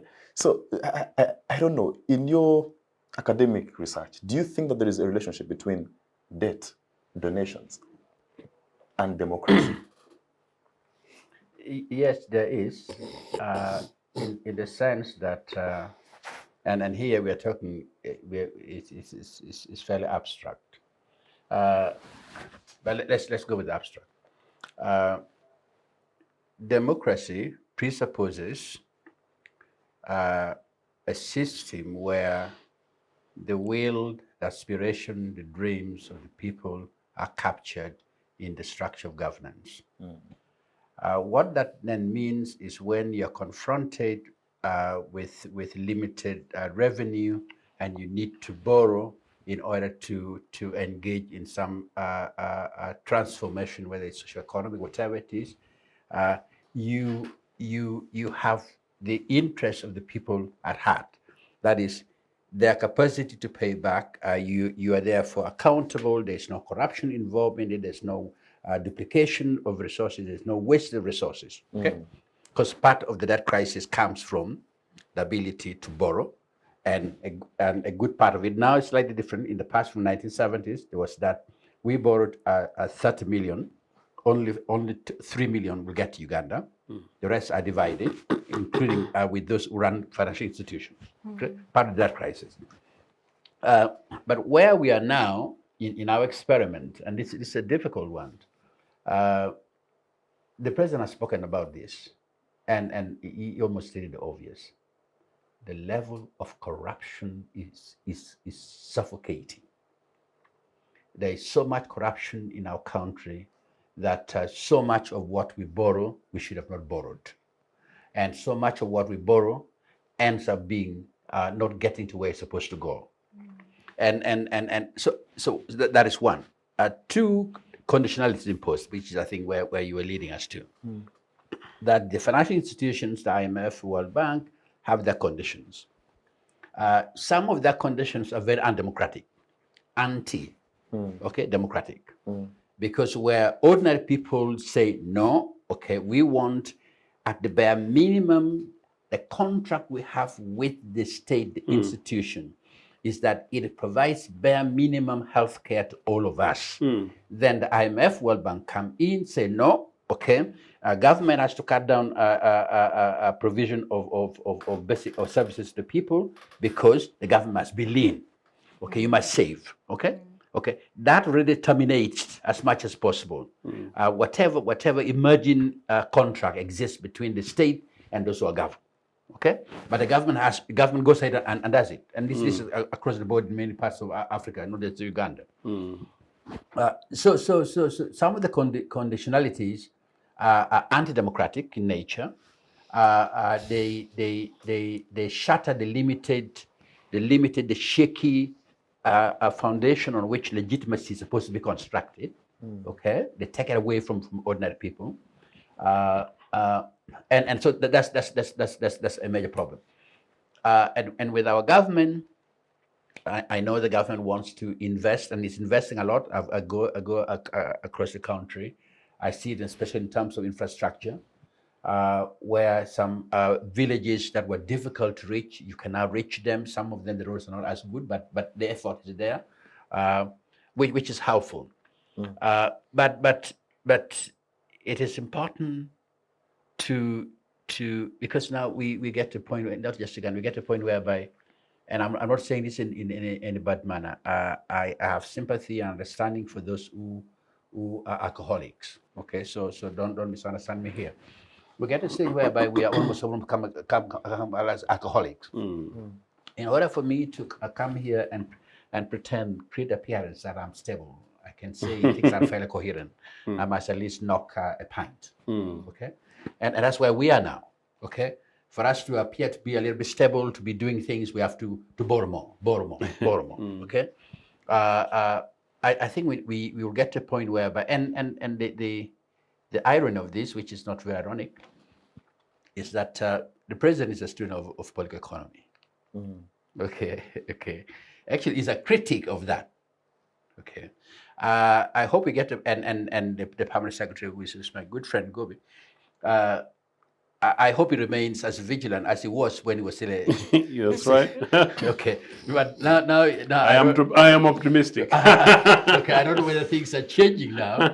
Okay, he used to be very critical of this type of borrowing. Yeah. Okay, but at the end of the day, borrowing we cannot do without. Every government borrows. But does it partly undermine our democratic advancement? In our situation, it does for two reasons. One is the conditionalities. The conditionalities are anti-democratic. Okay. Two, because of the level of corruption associated with the debt. Okay, and the debt crisis itself. Corruption. What at times, and this was a point that the government made earlier on. I think it was our director of External relations. Yes. Okay. Who is now our ambassador? No, Milton Tachi. Oh no. Sorry, I thought you were making reference to him. Sorry. No, I think it's now is our ambassador in South Sudan. Who is it? He was Director General of Internal Services. Okay. He made the point that the biggest threat to Uganda's security is corruption. Okay. Yeah, I think that is a good point to end that. Eunice, Can I to- add something on debt? Certainly. I will give you a And chance. I'm going to be simplistic and just say that with high debt to GDP level, it means that the economy is not working, and it's not working for everyone. What that means is that you can easily substitute to NRM because you must survive.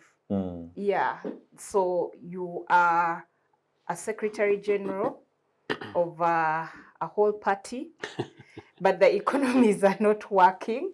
So you join the ruling party. The economies must work. Yeah. So it's actually a bigger structural issue. It's a structural issue. Yeah. So, And on this subject, it's got political implications based on the subject. Let me finish in terms of economics. I think what my sister is saying here is, my sister has moved away from structural analysis. Okay, she's focusing on the MOU. Being the diplomat that she brings it that way. Let's allow you. Yeah, but when I think about this debt situation and the fact that we have rising prices, I mean, it's everywhere in Africa, but we could have done better. I was just thinking about, again, the African Free Trade Area, or whatever it's called, after maybe we can, that one. And thinking, really, is it going to work? Because on our own, we are all weak states coming together. Uganda is still a weak state in terms of economics, so we must borrow. But if we're trading amongst ourselves, maybe we don't have to look externally all the time. Yeah. But because we're not trading amongst ourselves, we are still very weak. So when you think about going to Kenya, you need a passport. You need to get, okay, we don't need a visa anymore, but you need to get something to go to Kenya, to Tanzania, to DRC. Why can't we begin to remove those simple things that can enable us to be able to trade together? The other day, a group of women were going to Zimbabwe and they carried memorabilia, maybe things like this, and they were stopped at the immigration and said, "Are you coming here to trade? This is in Africa." And yet when you go to Europe, if you have a Schengen visa and go to Paris, you so easily cross all the European countries without anyone asking, without even stopping at any border. So the thing is that we've not looked internally. We've continued to look externally to the Europeans, to America, to China, for all these resources that are not in our favor. First of all, they are pursuing a capitalist model, which is extractive by its nature. The other day, I was watching Trevor Noah interview the former president of the US, Barack Obama, and Barack Obama said he's promoting inclusive capitalism. And Trevor Noah asked him, what's inclusive capitalism? Capitalism on its own, it's extractive, it's oppressive, it's exploitative, it dispossesses people. Because the reason why people sat in Berlin and decided to partition us into small entities, it was because they needed to extract. So how can that capitalism be inclusive? So for a long time as Uganda, we've also pursued that same economic model of capitalism that has not enabled us to develop. And so that's where we need to begin from, making those structural changes. When President Museveni, you know, I call him Mr. Museveni, like Besigye advised us to, because he didn't come to power through a democratic process. So Mr. Museveni. But he has ever since then established that legitimacy. How? General Museveni? By getting elected every 5 years. No, he doesn't get elected every 5 years. But today I'm not going to speak about elections. So when he came to power, he had started all these barter trade. Let's trade with the Cubans. Let's exchange, etc. He was trying to move away from that capitalist model. But lo and behold, he had to get trapped into the structural and systemic systems that really are here to extract from Africa. He willingly went for it. But also, Eunice, just to mention this as I move to Major, is that revolutions are actually legitimate. That the mode through which President Museveni came to power is actually a legitimate process. It wasn't a revolution, was it? It was a revolution, No, at least by international standards. Which international standards? It has to be, you're a law student. Whatever happened in Luwero was not a revolution. And we can always come here and discuss how Museveni came. And what Museveni did in Luwero, anybody can try to do it today, and it would be terror, and it would actually be treasonable, and it would not be a revolution. All I'm saying is that the Hans Kelsen theory legitimizes revolutions. Anyway, Major, let me come to you. As we discuss democracy and as we wrap this up before we move to the late Paul Kawanga, is that let's examine the money that is in our politics today, the money that is influencing our democracy, that has left out so many young potential leaders that are left out because of their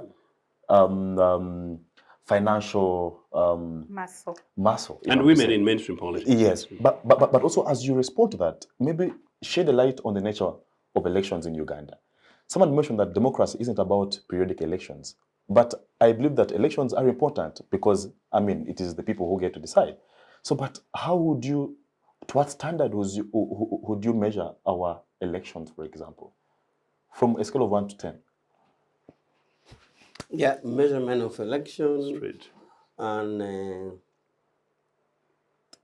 democracy per se. But Congress makes very wrong assertions. I really want to clear something.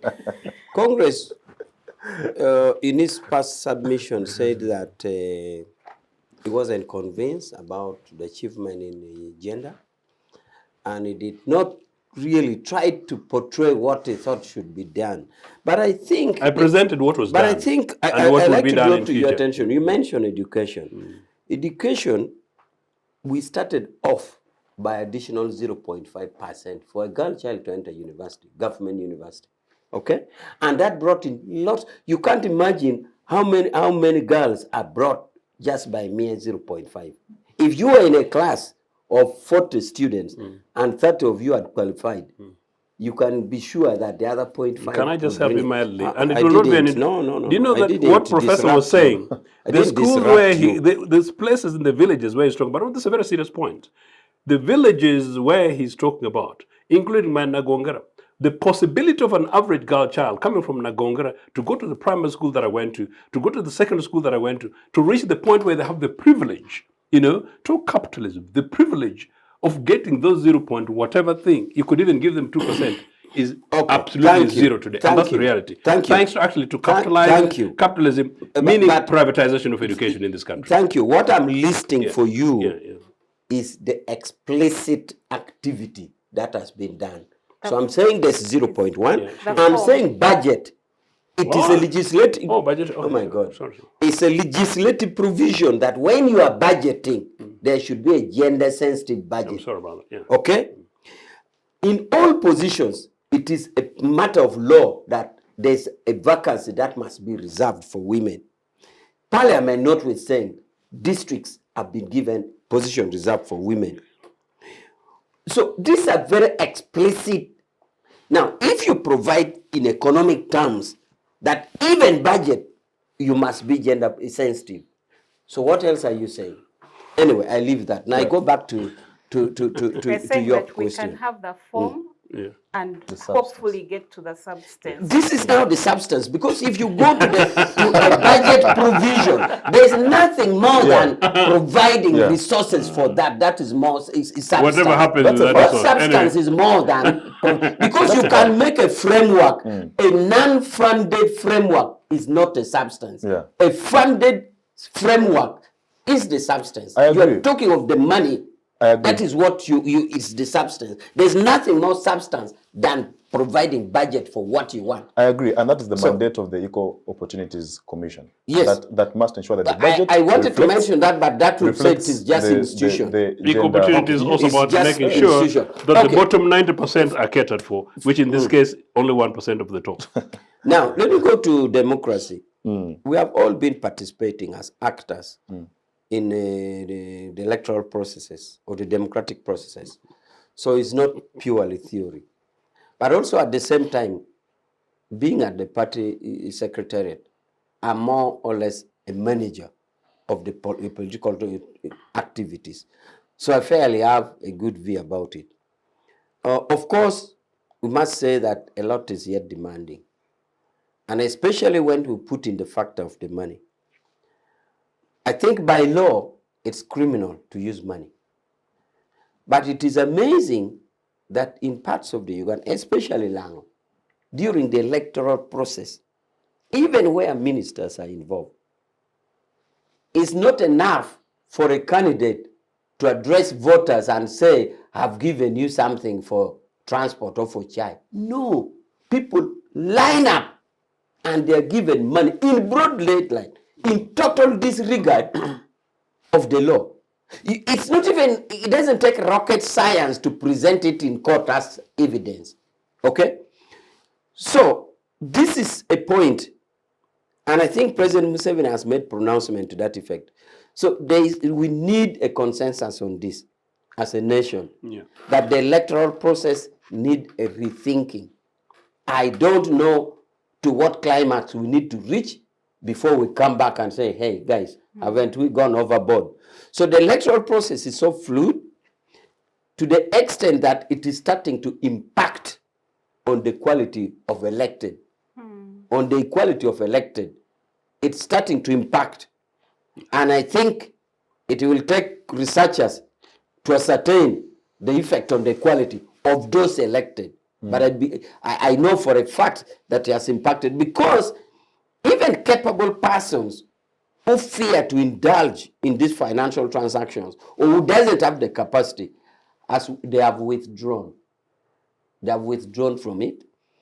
And maybe we could use it as a defense that is happening somewhere. Professor Lumumba, who seemed to be very knowledgeable, lost election outside the jurisdiction of Uganda for a similar circumstance. Yeah. So, but that is not a defense that because it's happening in other jurisdiction, we should buy in. So my view is, and I've continued to say it even in the party. For example, in the party, I'm advocating for not having primary election. They told me, how do you want to do it? I said, did you know that the 5 of us, if Harvard University was to pick a sponsored student among us, it would pick, and if you petition and question, they would explain. Because they are checklist.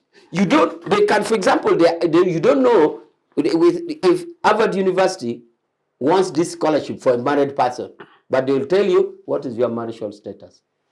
You don't know whether this scholarship is for a mature person or for a young person. They'll ask you your age. You don't know whether this thing needs a first class or second or whatever. They'll ask you the class of your first degree if you're going for masters. You know, some of these questions are so independent. And whatever you answer, you score marks. You score marks. So all of us would have scored marks. And if he's picked to go to Harvard, if you petition, why did you pick him? They said, go and check the score sheet. So I am thinking that even in our party, since that process, even at the primary level, is so fluid, we may have to think otherwise. And to me, if we succeed at the party level, then we could do it the other way. But of course, you have criminalization. You use money, it is a crime.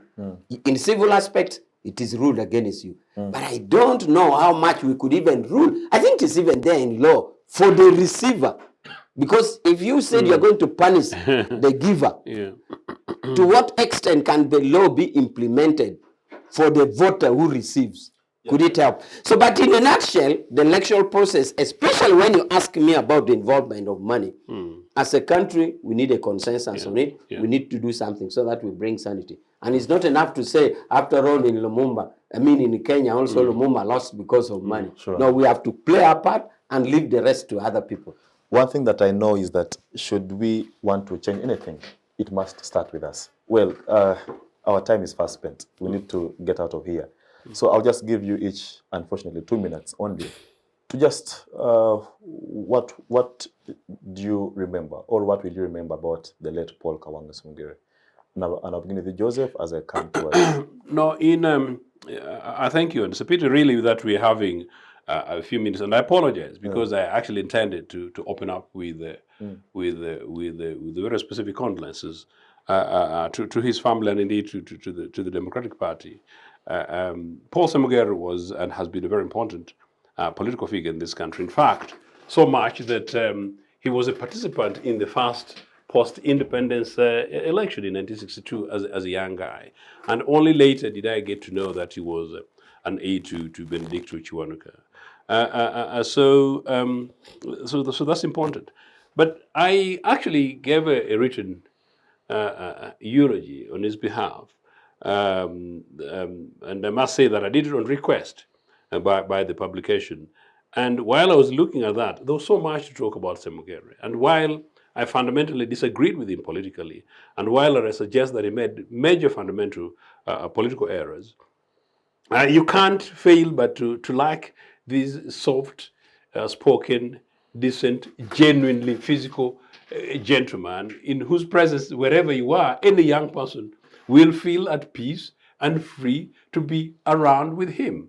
And to have such a person, to spend such a long time in politics, and to rise to the helm of in the second national political party, and to be there and to influence politics for such a long time is a massive credit to him. So it's unfortunate, but granted, he passed on at 90, so he reasonably lived. I am disappointed with myself that thanks to the challenges faced by structural systems in this country, that for the last 2 years I was so embroiled with other things that I was not able to go and pay him a visit as I had intended to do. And in fact, amazingly, only over the next several months I intended to go and do so. But one of the reasons why I wanted to actually go and talk to him was this kind of conversation we were having. I wanted to ask his view. He's one of the healers. I wanted to ask his views about what happened in the early 60s. I wanted to ask his views about 1985 coup in which he was in one way in another involved. I wanted to ask his view about 1986 and how he joined Mr. Museveni. I see some of the videos where he's trying to justify some of these. And I wanted to actually to tease him whether or not it was not frustrating for him to be in that midst and to feel betrayed. I know some very senior people on record who felt that Semugere betrayed them. And this is again on record since we're talking open politics. Some guys in UNLA who were very bitter with him, but that is part of the wider politics elsewhere with him. But the most interesting one was two. One was that in 1992, in London, when he was heading an NRA delegation to CBI, when Museveni was now beginning to buy into this Bretton Woods thing, and they're going to borrow those monies to eat here. And Semugere was head of that delegation, and there was the deputy head, actually, of the anti the trip demonstration. And there was a barricade, with, of course, angry young guys the other end. Me, I was now opening the road because I was trying to make sure everything else was okay. And so I had the privilege even to move closer to these guys. Of course, remember when you're a leader, you're a civil, so you don't throw stones. I can tell you, at one time I felt so angry and so betrayed. But then you look the other end and then you see Paul Semugere who's walking and coming. And the guy's own smiles dissembles. You say, look, this poor old man. So to 1995, I'm making it about boring, but for himself, and I think we've given him too little time. 1995, he's preparing to resign from these guys, realizing that he'd been taken and they'd been taken for a ride. Poor DP. I don't know how Museveni managed to play this. And so he came to London. So when he came to London, the only organized main political party organization outside was UPC, and was with myself and Tom Lalobo, who were the leaders on that. And so we were to organize for him. And then at that time, this is very important, young guys tend to be much more radical. So for me, it was how Semugere, this traitor, whatever kind of stuff. Nobody had to say, no, you'll have to do it, Joe. So I did. At the end of the day, I was actually quite pleased that the organization taught me how to sit together, how to reconcile, how to behave nicely in front of elders, including the elders that I think are terrible, and then they can teach you lessons that are actually young man and you don't know anything. So it was privileged. So I had a good time with Semugere. And then I asked him actually what was happening in early 1992, and that's why I told him that Joseph just with a smile, politics is a difficult game. So that's Paul Kawanga Semugere. More recent, as I understand it, and I don't want to speak for the different elements of DP, including those ones who've conveniently joined NRA, that they had some of their internal conflicts. But as I understand it, Paul Semugere was leading as the elder statesman should do, to his credit, notwithstanding everything else, to his credit, to try and bring together the Democratic Party, and particularly now pushing my generation, your generation kind of leadership in DP. Said, forget about some of the other things. Let's try and build today for the future. And for that, I actually give him massive credit. So at his end, my big regret is that I didn't meet with him over tea, but that guy is rested. First meeting, Bosoga College, Muiri, but whatever happens, short story bit of it, Semugere made his net contribution in this country. Great guy. May he rest. Yes. By far, Dr. Semugere is a died respected leader. Yeah. And I thank him for that. Some of us will just dream to achieve that, because all is well that ends well. I think he ended well. In the 1980 elections, he contested. He showed he was a Democrat, and he agreed to his method of work, because after the election, some people, including Musiime, chose another method of work. They said, no, we are not satisfied. We are going to fight a liberation struggle. Semgurere opted this method of work was to be in the parliament. Remember, by then, good enough, he had won his constituency, so he was leader of opposition. So he agreed to his method of work, and he did it well. Now, in 86, due to the call for the broad business, he came in. And also in several elections thereafter, yeah, he respected the results. It's not like now where our actors don't want to respect the results. Just like Musiime used not to. Semgurere respected the results, and he did it. Now, I go back to the 1980. You see, the example of Semgurere, I'm making some voices started to come up. That how do you handle a leader like the FDC leader, for example, who, even when he has lost the election, you know that he garnered this kind of votes in the country. Or even Chagulanyi. Do we continue with winner takes it all, or do we have a legal system where such leaders are accommodated in parliament? There's a kind of thinking that maybe if you have them in parliament, they bring it, because the man, we defeated him, but he has how many million who voted for him? So do you have a winner take it all, or do we have a system where such kind of leaders, we have a legal drafting that accommodates them by way of having them, at least at the minimum, in the legislature? So that is the kind of thinking. So I think we can only learn from Semugerere's death. But if you choose and we insist on winner takes it all and said, we don't care, you have lost, you have 4 million people behind you, go away with your 4 million. So these are the kind of lessons that we should learn from the death of Semugerere. And the debate is on. But by far, Semugerere, rest in peace. I had the opportunity to be with his children. I mean, a son in law school in Makerere. They're nice boys. And I hope they'll pick up from their father. Rest in peace. Oh, thank you. Eunice. What can I say? Just to celebrate him as well, and to join the family to pass our heartfelt condolences. He was a great man. He determined and was committed to a better Uganda in whichever form and ways in which he applied himself. Leading a party outside government is not easy, but he stood by that.